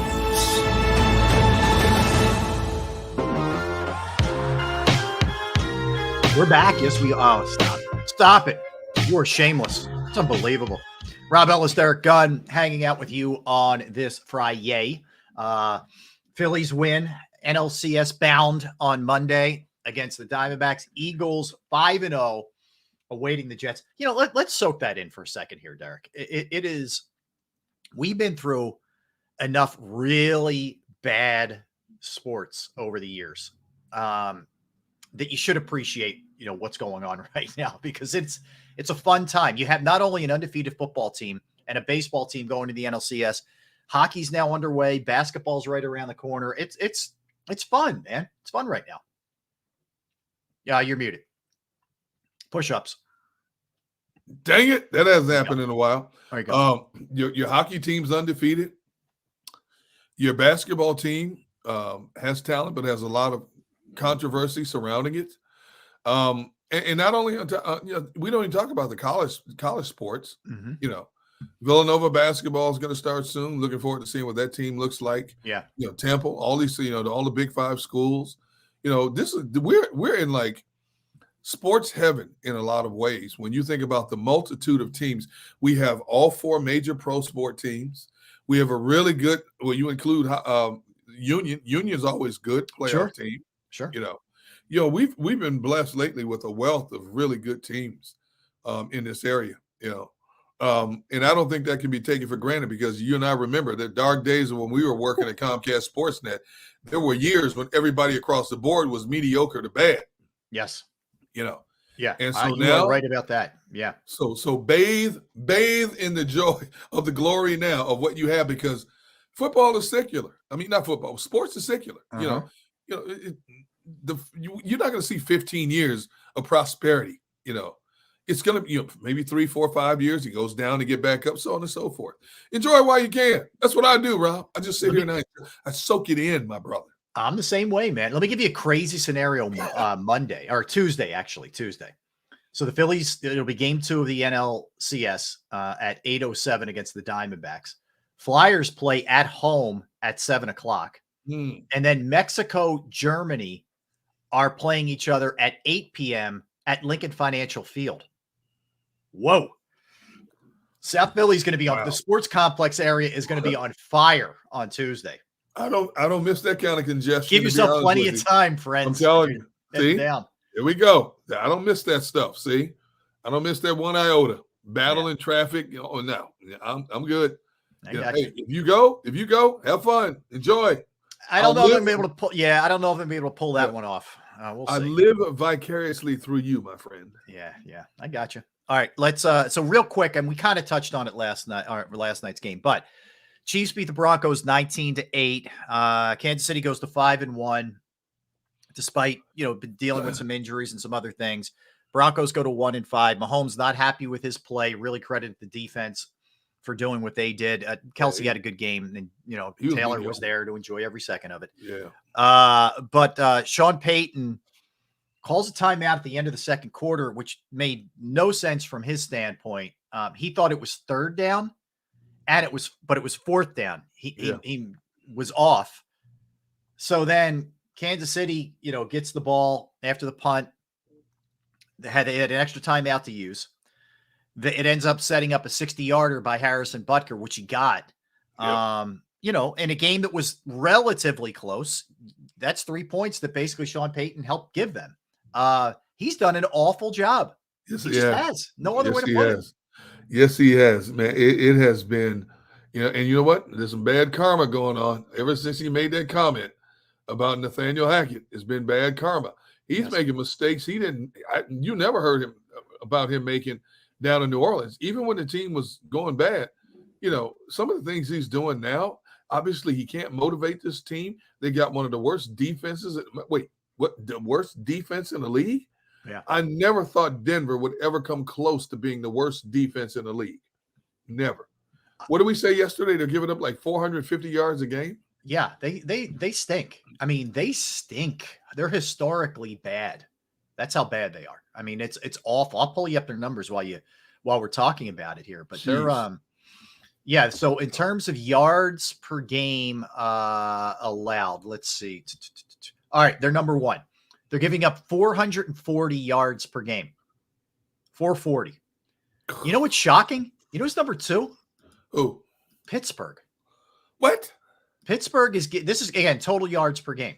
389.4 for Pittsburgh. A Steelers defense? Mm-hmm. I'm shocked. Yeah. You know that's not sitting well with Mike Tomlin. You know this is eating him up. No, but here's the thing. On top of the total yards, just go back to Denver for a minute. They're also giving up the most points in football at 33.3. This is a defense through most of last year that was excellent. There was a top 5 in terms of points allowed and those kind of things.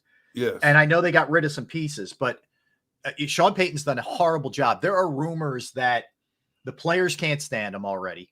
I saw Damian Woody on ESPN last night saying that he and Russell Wilson are just not a fit. Wilson likes to throw the ball down the field, whereas Payton likes the quick out stuff that he did with Breeze. And just nothing's meshing right now with these guys. So it wasn't just Nathaniel Hackett then. And Denver's brain trust has to be sitting behind closed doors. What in the world have we done? We mortgaged our future getting Russell Wilson here. We mortgaged our future trading for Sean Payton. And this thing is just as bad. No, correction. It's worse than it was last year because of what you just said. At least the defense kept them in a lot of games. Real quick. So Dynasty says it's misleading because they gave up 70 to the Dolphins. Okay. They gave up 70 to the Dolphins. It wasn't like some other team came in there and gave up 70 to the Dolphins. They gave up 70. Therefore, that goes on their record. I mean, did you see him giving up anything close to 70 points in 2022? Right. No. So why all of a sudden is it misleading? You got select 70 points. 70 points. When was the last time 70 points was scored in an NFL game?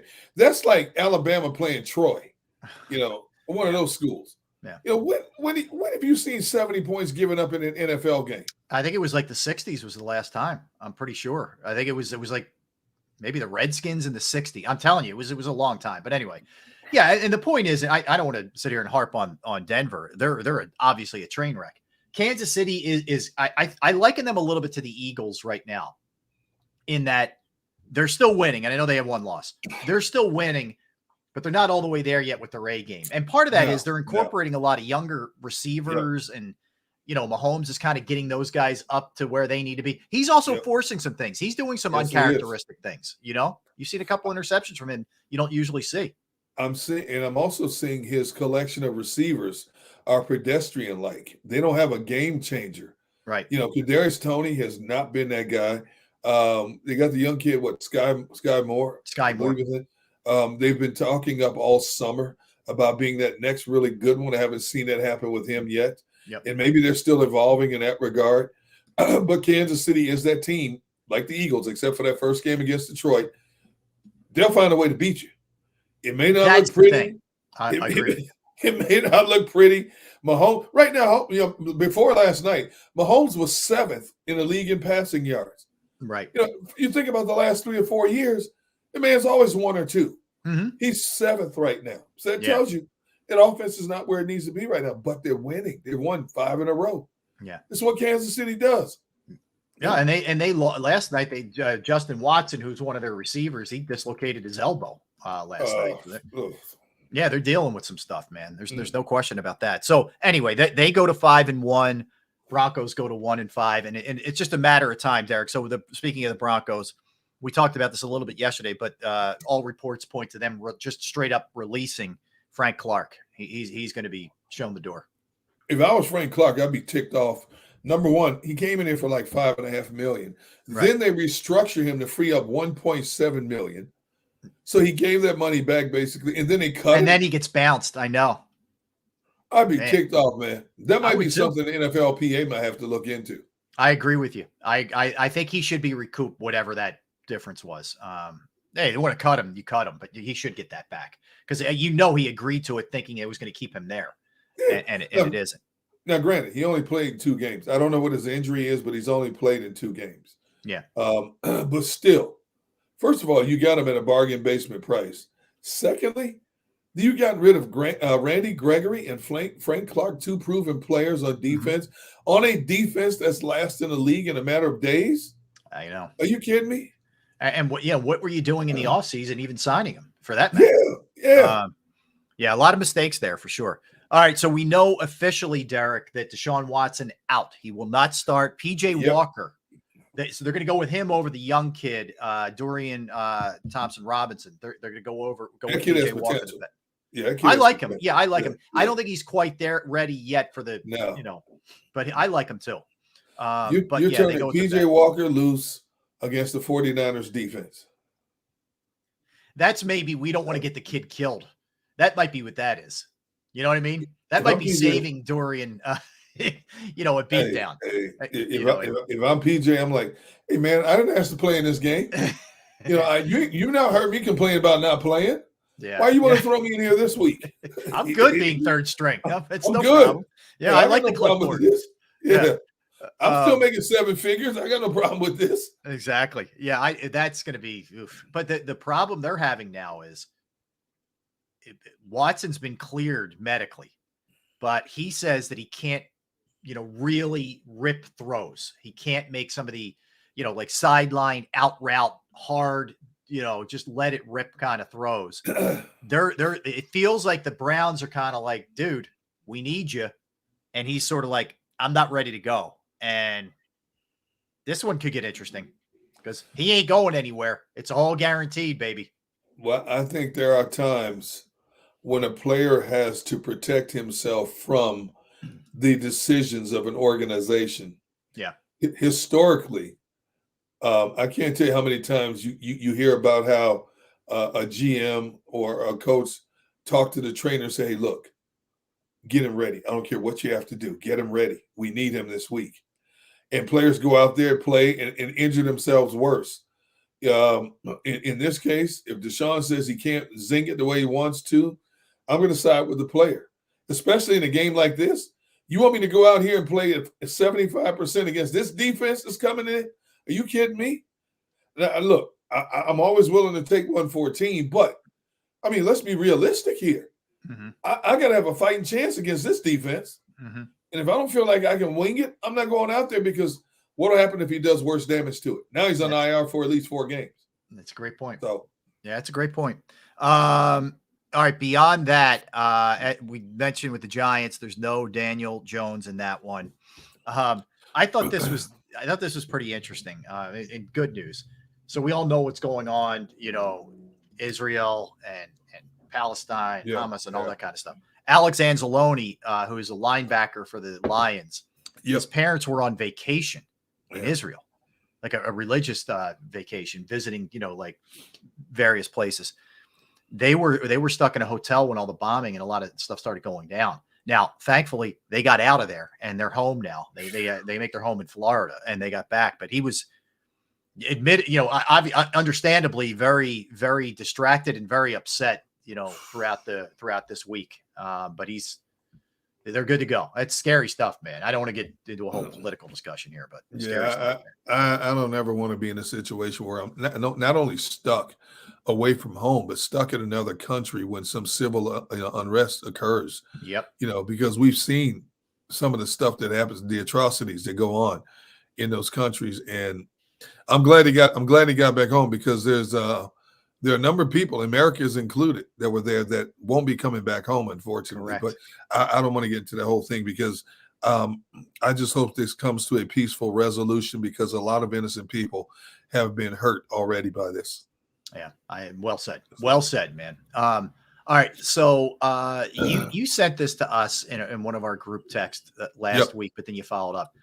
Brock Purdy. Yep.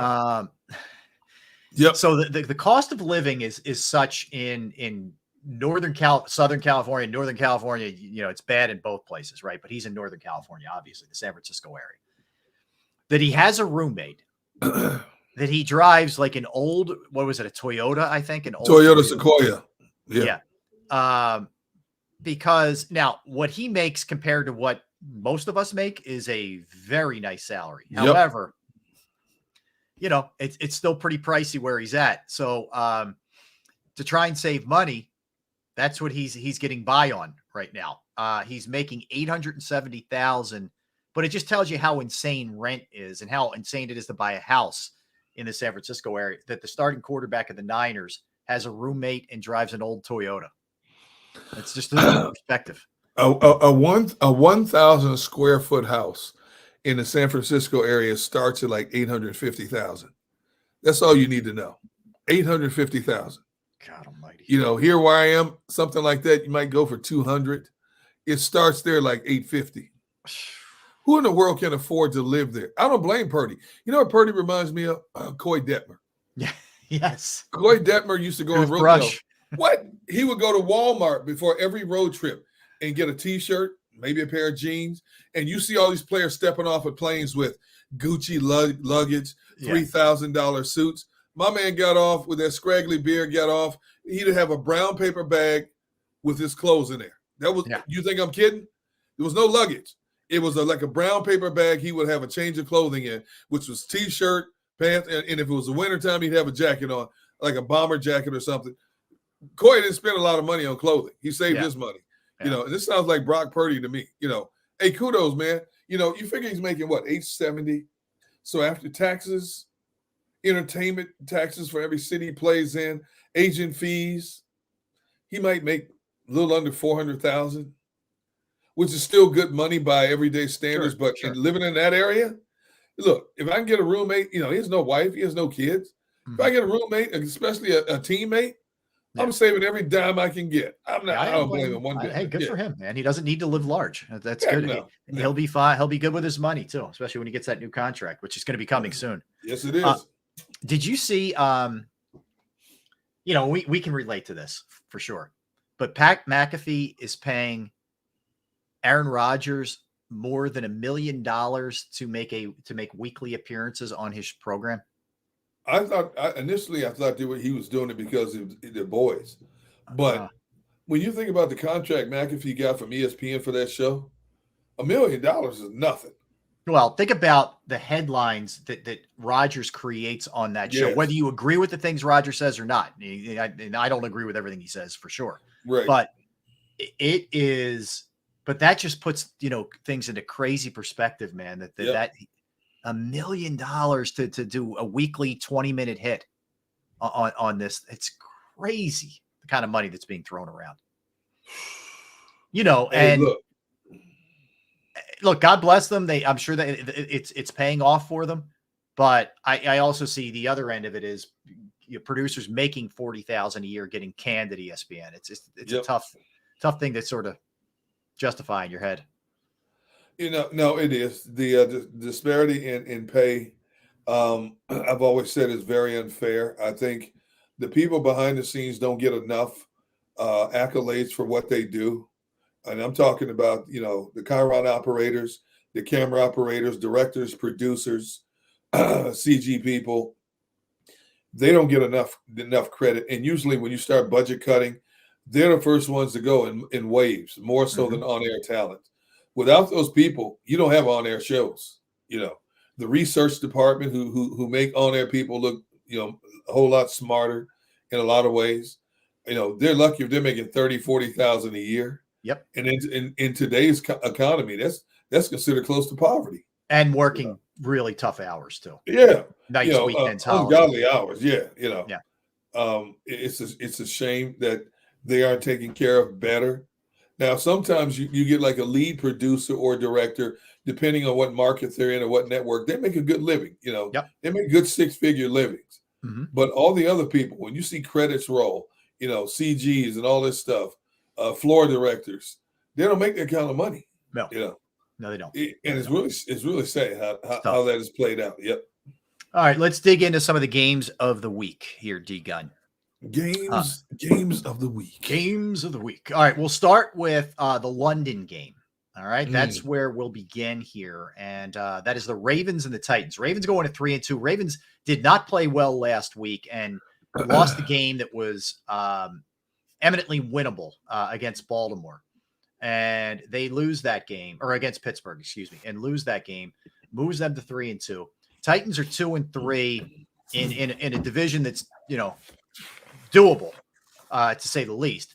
Yep. Baltimore is a 4-point favorite in this one. Tannehill, 2 touchdowns, 5 interceptions. Derrick Henry has not been the same guy that we're accustomed to.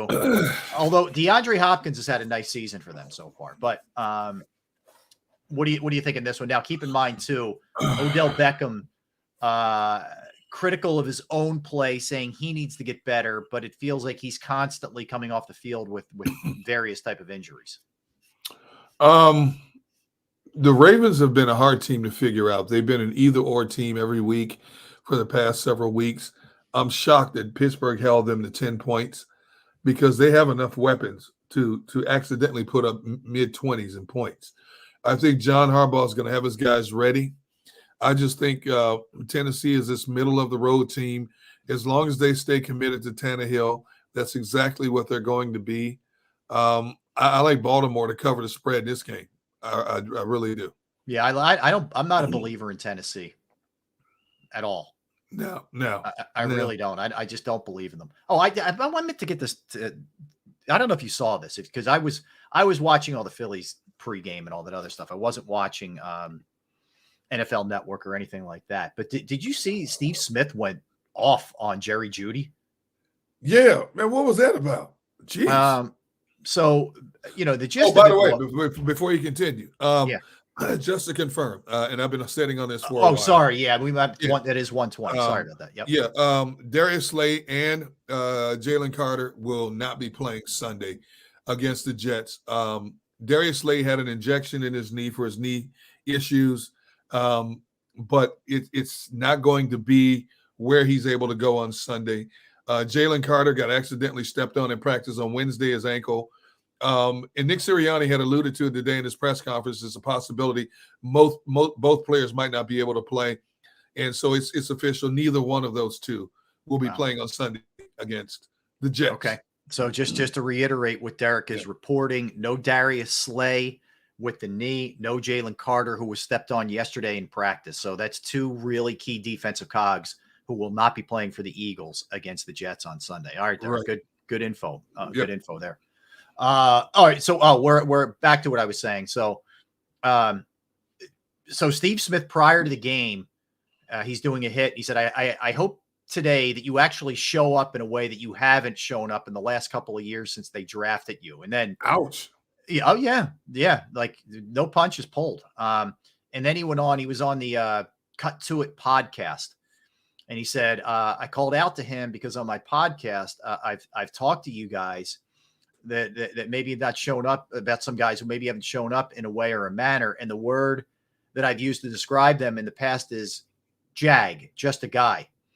And so when I saw him, he's playing well. And I wanted to say to him face to face, hey, I know I've said some things in the past I probably shouldn't have, and I'm sorry. So anyway, but whatever. I mean, that's kind of where it's at. But wow. Yeah, but that's what I wanted to say to him. But his response to Mike Garafolo and Bucky Brooks was ninja. I'm using the word ninja.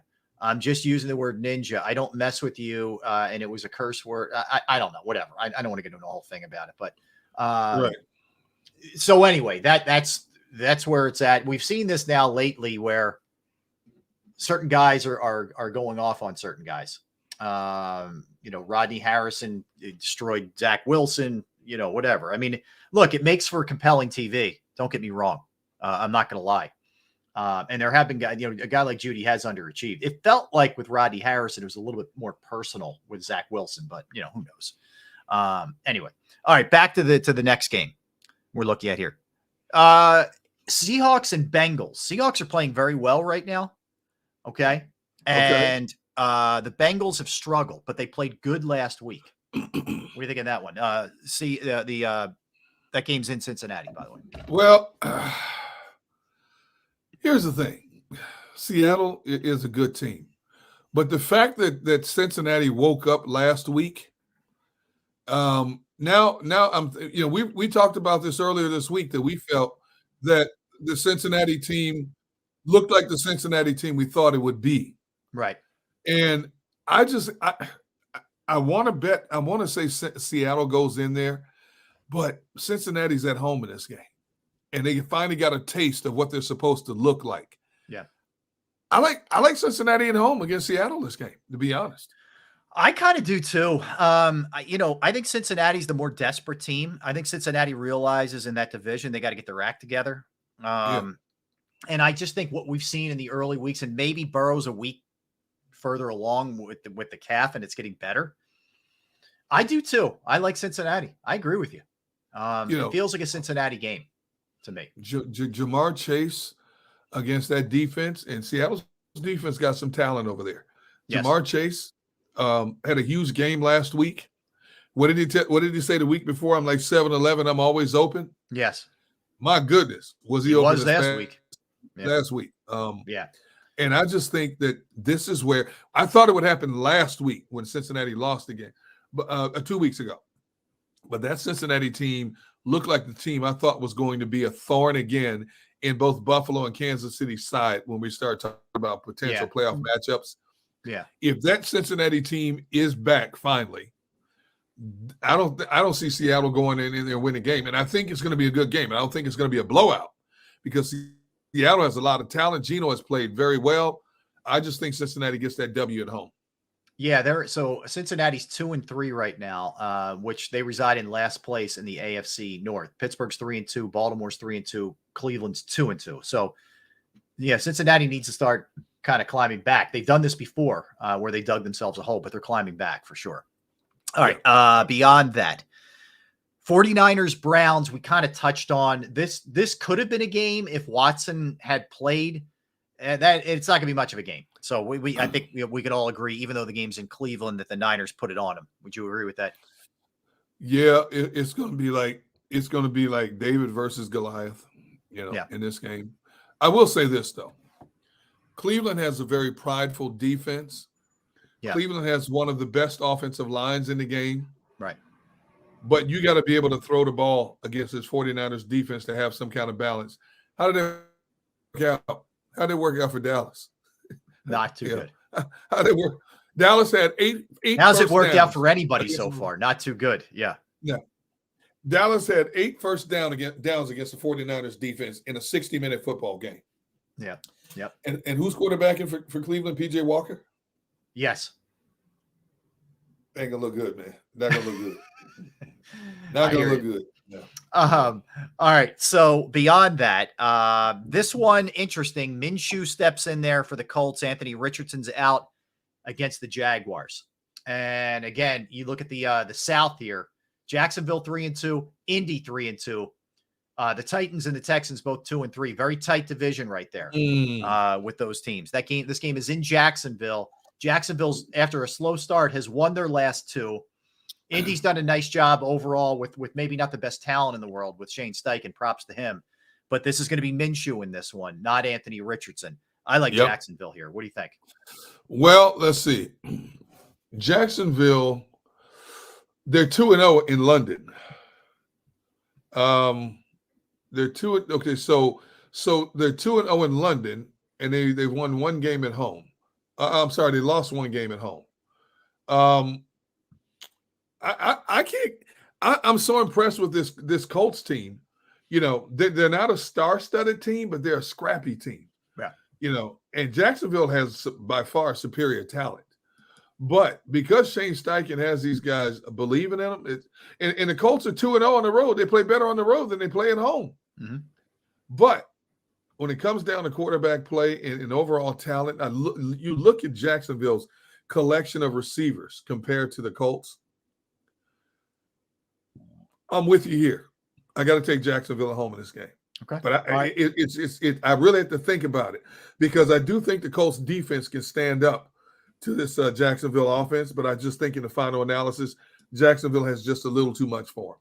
Saints, Texans, I mean, look, New Orleans is right there in play to win that NFC South, and I think the Texans have done a better job than we thought they would also at 2-3 so far. I think ultimately this is probably a New Orleans game, but DeMeco Ryans has done a good job, and they seem to play everybody close, the Texans. They hang. They don't usually lay down. To me, New Orleans offense has been a dud. And I had so much high hopes with Derek Carr in there, and with the weapons they have, they got Alvin Kamara back, and yet this Saints offense is only. Can you believe this? The Saints offense is averaging 289 yards a game. When have you ever heard of a Saints offense averaging less than 350 a game? Right. 289 a game. Teams accidentally get 300 yards a game. They're 289, and they're scoring 19 points a game. Mm-hmm. I like where this Houston team is at. I like the fact that they seem to be buying in to what DeMeco Ryans is selling. I don't think New Orleans can continuously rely on its defense, its fourth-ranked defense. Their defense is only giving up 15 points a game. I think this is a young, hungry Houston team. I'm rooting for you, DeMeco. I'm taking Houston at home in this game. All right. Hey, George Kittle was fined for wearing the Bleep Dallas T-shirt. How much was he fined?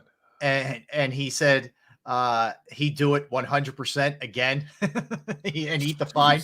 That dude's missing a few marbles, man. Yeah. I'm telling you. The fine that we don't know officially, but it's likely $10,927 for displaying a personal message. But he also got it unsportsmanlike, so it could go up to $13,659. Got a random number, but that's what it is. What? 13,659. Yes. Who knows? I don't know how. Okay, so you get now. We know how hard football players' money is to come by. He just came out and said, "I'd do it again." Yes. Already. Yes. So that means if they meet again in the playoffs, he's going to get fined again. Mm-hmm. So he don't care. This dude, he's a different breed, man. He don't care. Yeah. These guys don't care. There's some people that covet that dollar because they know how hard it is to get. He's going to be him no matter what. Yes. Yeah, he's different. That's all right. He's like me. Yes, he's like you. I don't care what you think about me. First of all, I dare you to find anybody that has anything negative to say. I've treated people wrong, right? I'm gonna be me, Rob. Never. I'm gonna be me, Rob. I'm honest to God, I have never heard a bad word about Thank you, my brother. Same with you. I've never heard a bad word about you. That is honest to God the truth. Because that's how we are. We treat people like we want to be treated. That's exactly right. It's the easiest thing you can do, and you can control your attitude. You can control your effort. You can control the way you treat people. Even people that are absolute bleep holes. You know what I'm talking about. There's some names that are at the top of my list, but I treat people like I want to be treated, man. And Kittle's gonna be him no matter what. You know what? You don't like me? Too bad. That's your problem, not mine. If that was me, I'm like, man, I just got hit for $13,000 fine. It would hurt me, man. It would hurt me. It would wound me. Yes. What? Tone says he's got a few bad words about you. Good. LOL. Good. LOL. He's kidding. I know he is. He's just mad. He's just mad because you're rubbing it in. Exactly. Would it still smell good, Tone? Matter of fact, as soon as we go to the next commercial break, I'm going to dip one just for you in this honey mustard sauce. Hold it up and say, this is for the brother who couldn't be here today. Here we go. Straight out of Cooley High. All right. So remember we talked about how this guy anymore. James Harden for about 5 minutes has played nice. You know, wait. Uh-oh. What do you mean? What do you mean 5 minutes? But we said it was only a matter of time before he starts. Uh-oh. Okay. Uh-oh. So he was at practice today. Okay. And he just honestly sat down and gave his assessment. He said, when I got traded here, my whole thing is I wanted to retire a Sixer. I wanted to be here and retire a Sixer. And the front office didn't have that in their plans. He went on to reiterate that the damage is done. The relationship cannot be repaired, and he expects a trade. He will play in the final preseason game and ramp up for the regular season, but he wants out, and he doesn't believe that he was treated right or on the upright by the team. Why is he here? Why is he here? To not get fined, to not lose paychecks. There's a possibility he could be playing for the Sixers. Yep. So you put that back out there again. You've created unnecessary tension. Why would you? Why? You've been around the league enough, man. You know what to say and what not to say to the media. Mm-hmm. See, to me, he's still trying to force the Sixers' hand. Is what he's trying to do. Yeah. But by doing so, what if they trade you to? I've said this before. What if they trade you to a team you don't want to go to? Are you going to pull I'm not going there. Then you handcuff them again. You wanted out. They got you out. They couldn't get you where they wanted to go because guess what? The Clippers didn't want you. Right. Phoenix didn't want you. So you just want to be traded. They're trying to trade you. Yeah. And if you pull the stance and I'm not going there, then you're stuck here. That's the thing. I mean, that's the thing he's always misinterpreted. It's not like there's a robust market out there for him. There's not. No. There's not. If there was, he would have been traded. I really don't think Morey's asking price has been insane. I just don't think teams want him. Eventually I think he gets moved, but it's just they're not going to give him away for nothing. So that's the latest there. I wanted to throw that out there. I did want to touch on one more game, Derek, because I think this is a good game. I think it's actually a really good game. Lions and the Bucks. Lions have won 3 straight. Tampa's 3-1. They're coming off a bye. Both teams playing pretty good football this year. And I think this could be a good one, a really good one. And this game is, let me see, I think it's in Tampa. It is in Tampa. But this is going to be a fun one this week between these two. So this is it's in Tampa. So and Detroit's a 3-point favorite. That's it? Yeah. Just a 3? That's it? Well, probably because they're on the road. I don't think there's any way, shape, or form that the Bucks can score with Detroit. And Detroit's defense can stand up to the Bucks offense with Baker Mayfield under center. I don't think, as good as that Bucks defense is, I don't think they can shut down Detroit all day. I really don't.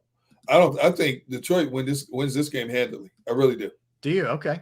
I think it's a little bit closer. Yeah, I think it's a little like closer. 10 points. I like a 10-point game.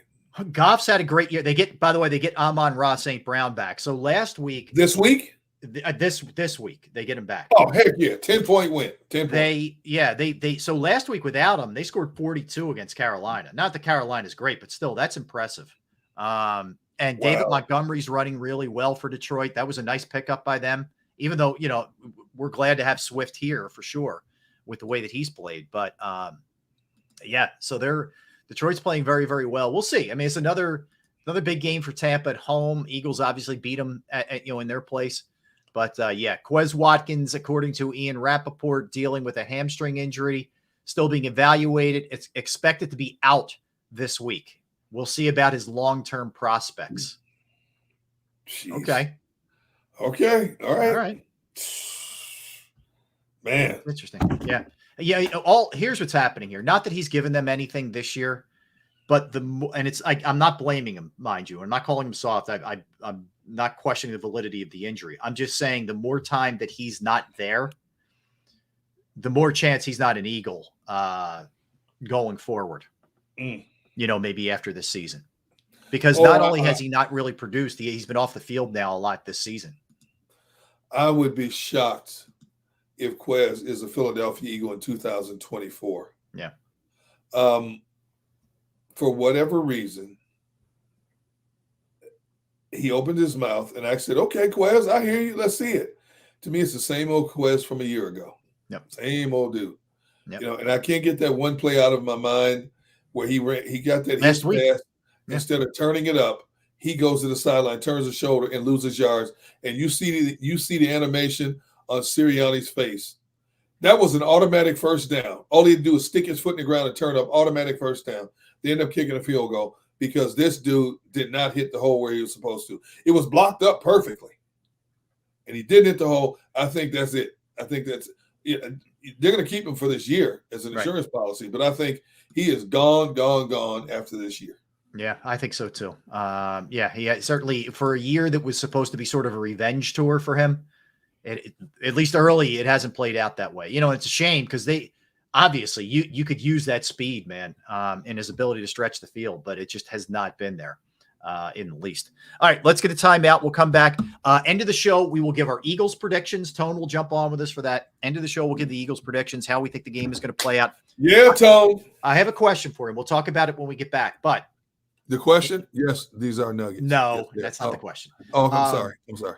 Between the Phillies game last night, the Thursday night football game. Yes. Did you happen to see what happened in the Houston, West Virginia football game? I heard about it. How they lost in the last. How West Virginia lost last play again. Yeah, I heard. Talk about it when we get back. It was crazy circumstance. So we'll do that when we get back. A bunch of other stuff, birthdays, movies, all the whole nine. We'll do it all when we come back. Don't go anywhere. He's Derek Gunn. I am Rob Ellis. We are Sports Take. Right back. Go to get your game on. Go for the beers. Go for the cheers. Go for the hit and the hits. Go for the stakes and the stakes. Go to get your parlay on. Go to get your party on. Go for the scene. Go for the screens. Go for the gallery. Go for the win. Go to Ocean. Visit theoceanac.com to plan your visit. At Pond Lehocky, we've recovered billions of dollars for our clients, and we're confident we can do the same for you. With over 250 years of combined courtroom experience, we've helped over 100,000 injured clients obtain some of the largest settlements in Pennsylvania. One conversation is all it takes to help you and your family get back on track. If you've been injured in an accident, give Pond Lehocky a call. They're carving them up and good play calling along the way. First and goal at the 6.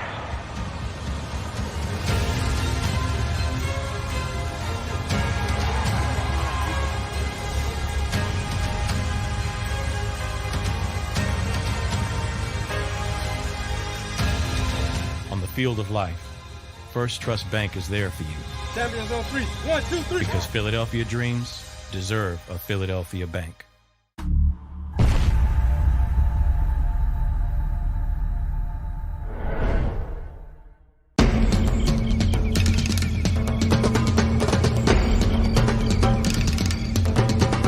Staffing is not easy, but that's what we do every day, all day. The key to our success is storytelling, asking the right questions to find the right people. Hi, I'm Gary Kane, president of Kane Partners. We want to be your staffing partner.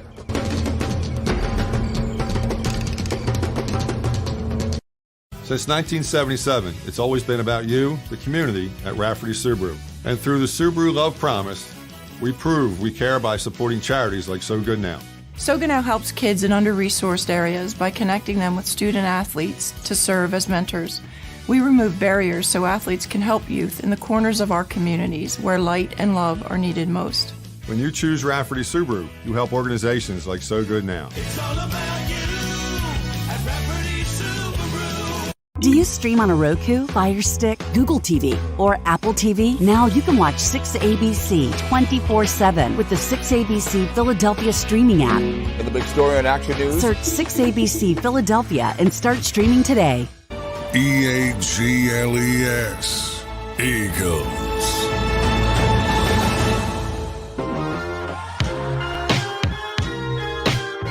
We're back. Appreciate you hanging with us. He's Derek Gunn. I am Rob Ellis. We'll give you our Eagles predictions. Yes, Derek. I'm so glad that you can't hear what goes on in my house. See, we have the 2-year-old here. Right. And then my 4-year-old grandson, Cruz, who lives with us, he was off today, a little sick. So they decided to keep him home. Right. So between the two kids running around and my son-in-law stayed home to work from, because my daughter works out of her room. So my son-in-law stayed home to stay with Cruz. And then my oldest daughter just got here a little while ago and brought everybody Chick-fil-A. So between all of them, the two kids running around using the house like it's a trampoline and 3 dogs barking because they're excited because the kids are young. It's like a circus in my house right now. Yeah. Keeps you alive, keeps you young, man. Now I got one other one for you. Okay. We will have Larry Anderson on Monday, waiting to confirm a time between 11:30 and 11:30, 12, or 12:30. Love it. Love it. One thing about you, Larry Anderson also walks to the beat of a different drummer. Correct. Okay? Larry Anderson never turns his phone on before 10 or 10:30 in the morning. It number must one. be nice. I'd love to be able to do that. So he texts me at 1:31 today. I'd asked him about coming on today. Yeah. Late last night, early this morning. Yeah. No, it was right after the game. I texted him last night. Right. So he waits until 1:31 today and tells me, I know you won't believe this, but I told you I wasn't a morning person. The last time I saw the clock was 5 this morning, and I literally just got out of bed at 1:31. Oh my I God. would apologize, but I can't apologize for celebrating and not sleeping. Yes. Yes. Larry had some fun last night, and that's good for him. Oh, man. There's nothing wrong with that, man. There's Oh my nothing goodness, wrong with it killed me, dude. I got guys on my list like Brandon Graham, Chris Long, Larry Anderson, who else? Ben Davis. Yeah, dude, it's like nonstop comedy with some of these guys, man. It's Yeah, but they're all you know true. what? They're fun. They're fun. Yeah. Yes. All right. Let me give you this real quick. So Houston stuns West Virginia. Yeah. 49-yard Hail Mary. Donovan Smith threw. It was caught by Stephon Johnson. Basically no time left. He steps up in the pocket. He rolls to his left. He throws it. The pass is batted up in the air. Johnson was almost knocked down in the scrum, gets his feet back, makes the catch, scores the touchdown, and that's how they win. West Virginia scored with 15 seconds left to go up, and you thought it was over, and it wasn't over. So crazy ending in that game. I wonder what kind of abuse the West Virginia coach is taking today for that loss. I'm sure a lot. Now we see Hail Marys, once in a blue moon, a Hail Mary, is successful. And you can't, sometimes but you go up with 15 seconds left in the game. I've got 2 men rushing and I've got 9 men standing back at the goal line. Mm-hmm. There's no way on God's green earth that Hail Mary is being completed. There's no way. Yep. I just don't understand it, man. Why? I understand you want to make the quarterback throw the ball sooner than he wants to, but still, what is he going to do? If he doesn't throw it to the end zone, he's going to throw midfield range to somebody who's wide open, and all of a sudden my 9 guys converge. I've still got the field covered.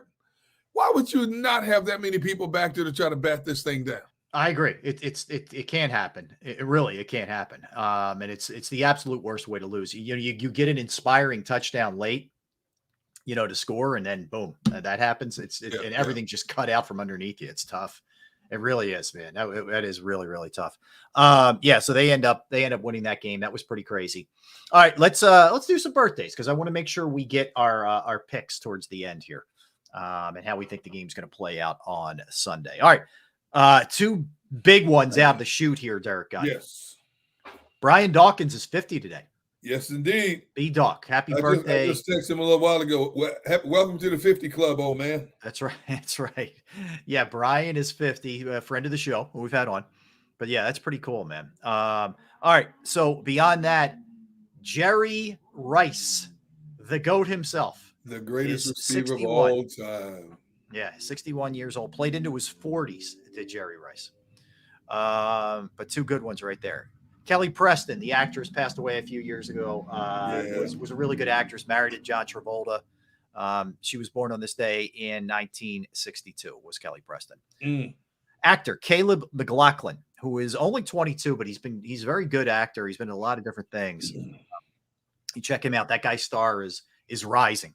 So if you haven't seen him, you will soon. Sacha Baron Cohen, who is the kind of like the ultimate prankster. Yep. With Borat and all the other stuff that he does. He is 52 years old today. Marie Osmond of the Osmond family, 64 today is Marie. How about Paul Simon? Simon and Garfunkel. That's something. 82 today, Paul Simon. Ashante. Ashante's 43 today. Kate Walsh from Grey's Anatomy is 56 today. Jerry Jones is 81 today, D-Gun. Jerry Jones. Yes. 81 for Jera. Margaret Thatcher, who was the prime minister. Is 20. Born on this day, 1925. I know how you feel about British royalty. I'm not even going there. I am not. She was more like political than royalty, right? Wasn't she? I think. Still kind of royalty. I'm with you. Yeah, not my thing. Not my cup of tea. Paul Pierce, 46 today. The comedian Lenny Bruce, was born on this day, 1925. Doc Rivers is 62 today. Yes, indeed. A lot of sports figures here. Nancy Kerrigan, speaking of, 54 today. Nancy Kerrigan got whacked on the knee. Yes, sir. She won the 1903 U.S. Skating Championships, got whacked on the knee by a guy hired by Tanya Harding's former husband. Jeff Gillooly. That was Jeff. You remember the name Jeff Gillooly? I can only remember Jeff. I couldn't remember the last name. It's just Jeff such a goofy name. It just sticks in your Gillooly, man. That's a hard name to forget. That sounds like a medical issue. It sounds like it sounds like an adder. You got Gillooly'd, when somebody does that to you. Yeah, crazy. They were some crazy times, kids. If you didn't see it, look it up. You think we're lying to you, but we're not. Melinda Dillon, the actress, been in a lot of things, including a Christmas Story. She's 84 years old. Absence of Malice, Close Encounter, Third Kind. Yep. She's a good actor. She was a good actress. Yep. Sammy Hagar of Solo and Van Halen fame is 76 years old today. DeMond Wilson, who played Lamont Sanford, is 77 today. Brian Hoyer, longtime backup quarterback, is 38 today. The dude's 38, still playing, man. He's with the Raiders. He is a champion at collecting checks, Derek. He is. That tells you how watered down quarterback position is in the NFL. Absolutely. That dude still got a job. Tisha Campbell Martin is 55 today. Yep. Beverly Johnson. Yep. Model, actress, 71 today. Strong. Very, very. Eddie Matthews, the great baseball player, was a Brave. Born on this day, 1931.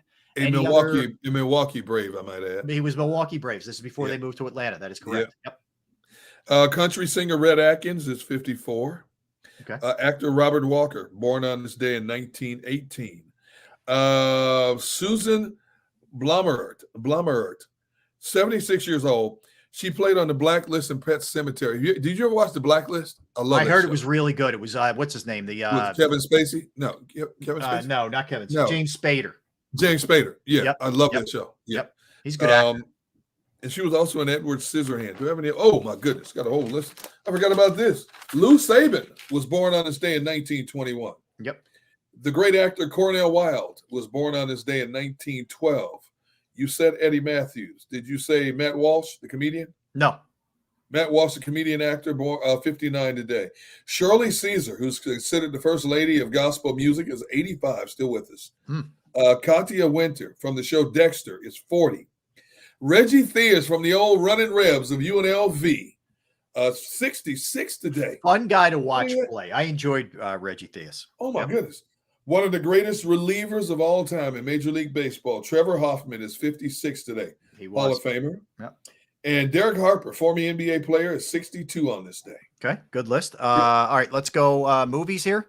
Look Who's Talking, 1989. John Travolta. The voiceover work was Bruce Willis, Kirstie Alley, the whole nine.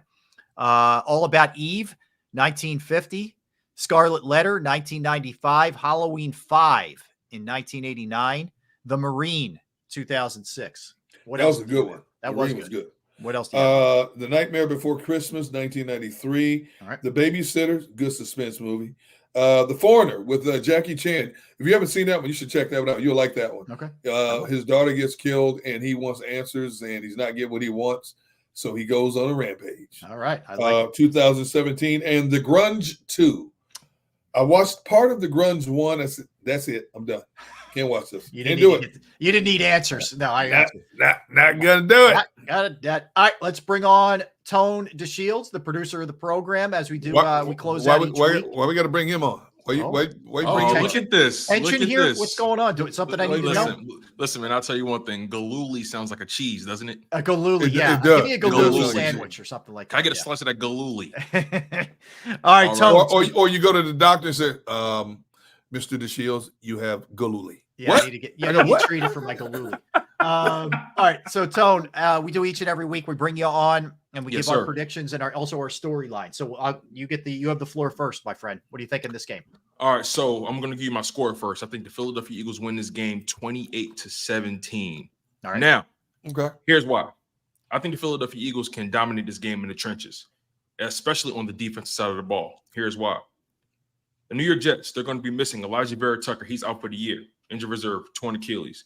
Mekhi Becton is questionable, a starting tackle. Billy Turner is questionable. He's also a tackle for them as well. And they actually can pick their poison because the Philadelphia Eagles, they may be able to get them in the air as well. The Jets are going to be without two corners, Justin Hardy and Brandon Echols as well. Mm-hmm. So the Philadelphia Eagles, they pretty much can exploit this team any which way they want. I know they have Sauce Gardner on that side, but he's one guy. Mm-hmm. But I think the Philadelphia Eagles should be able to put a minimum 150 rushing yards on this team. The New York Jets, I believe they are ranked 25th in the NFL in terms of opponent rushing yards per attempt, with 4.5 rushing yards.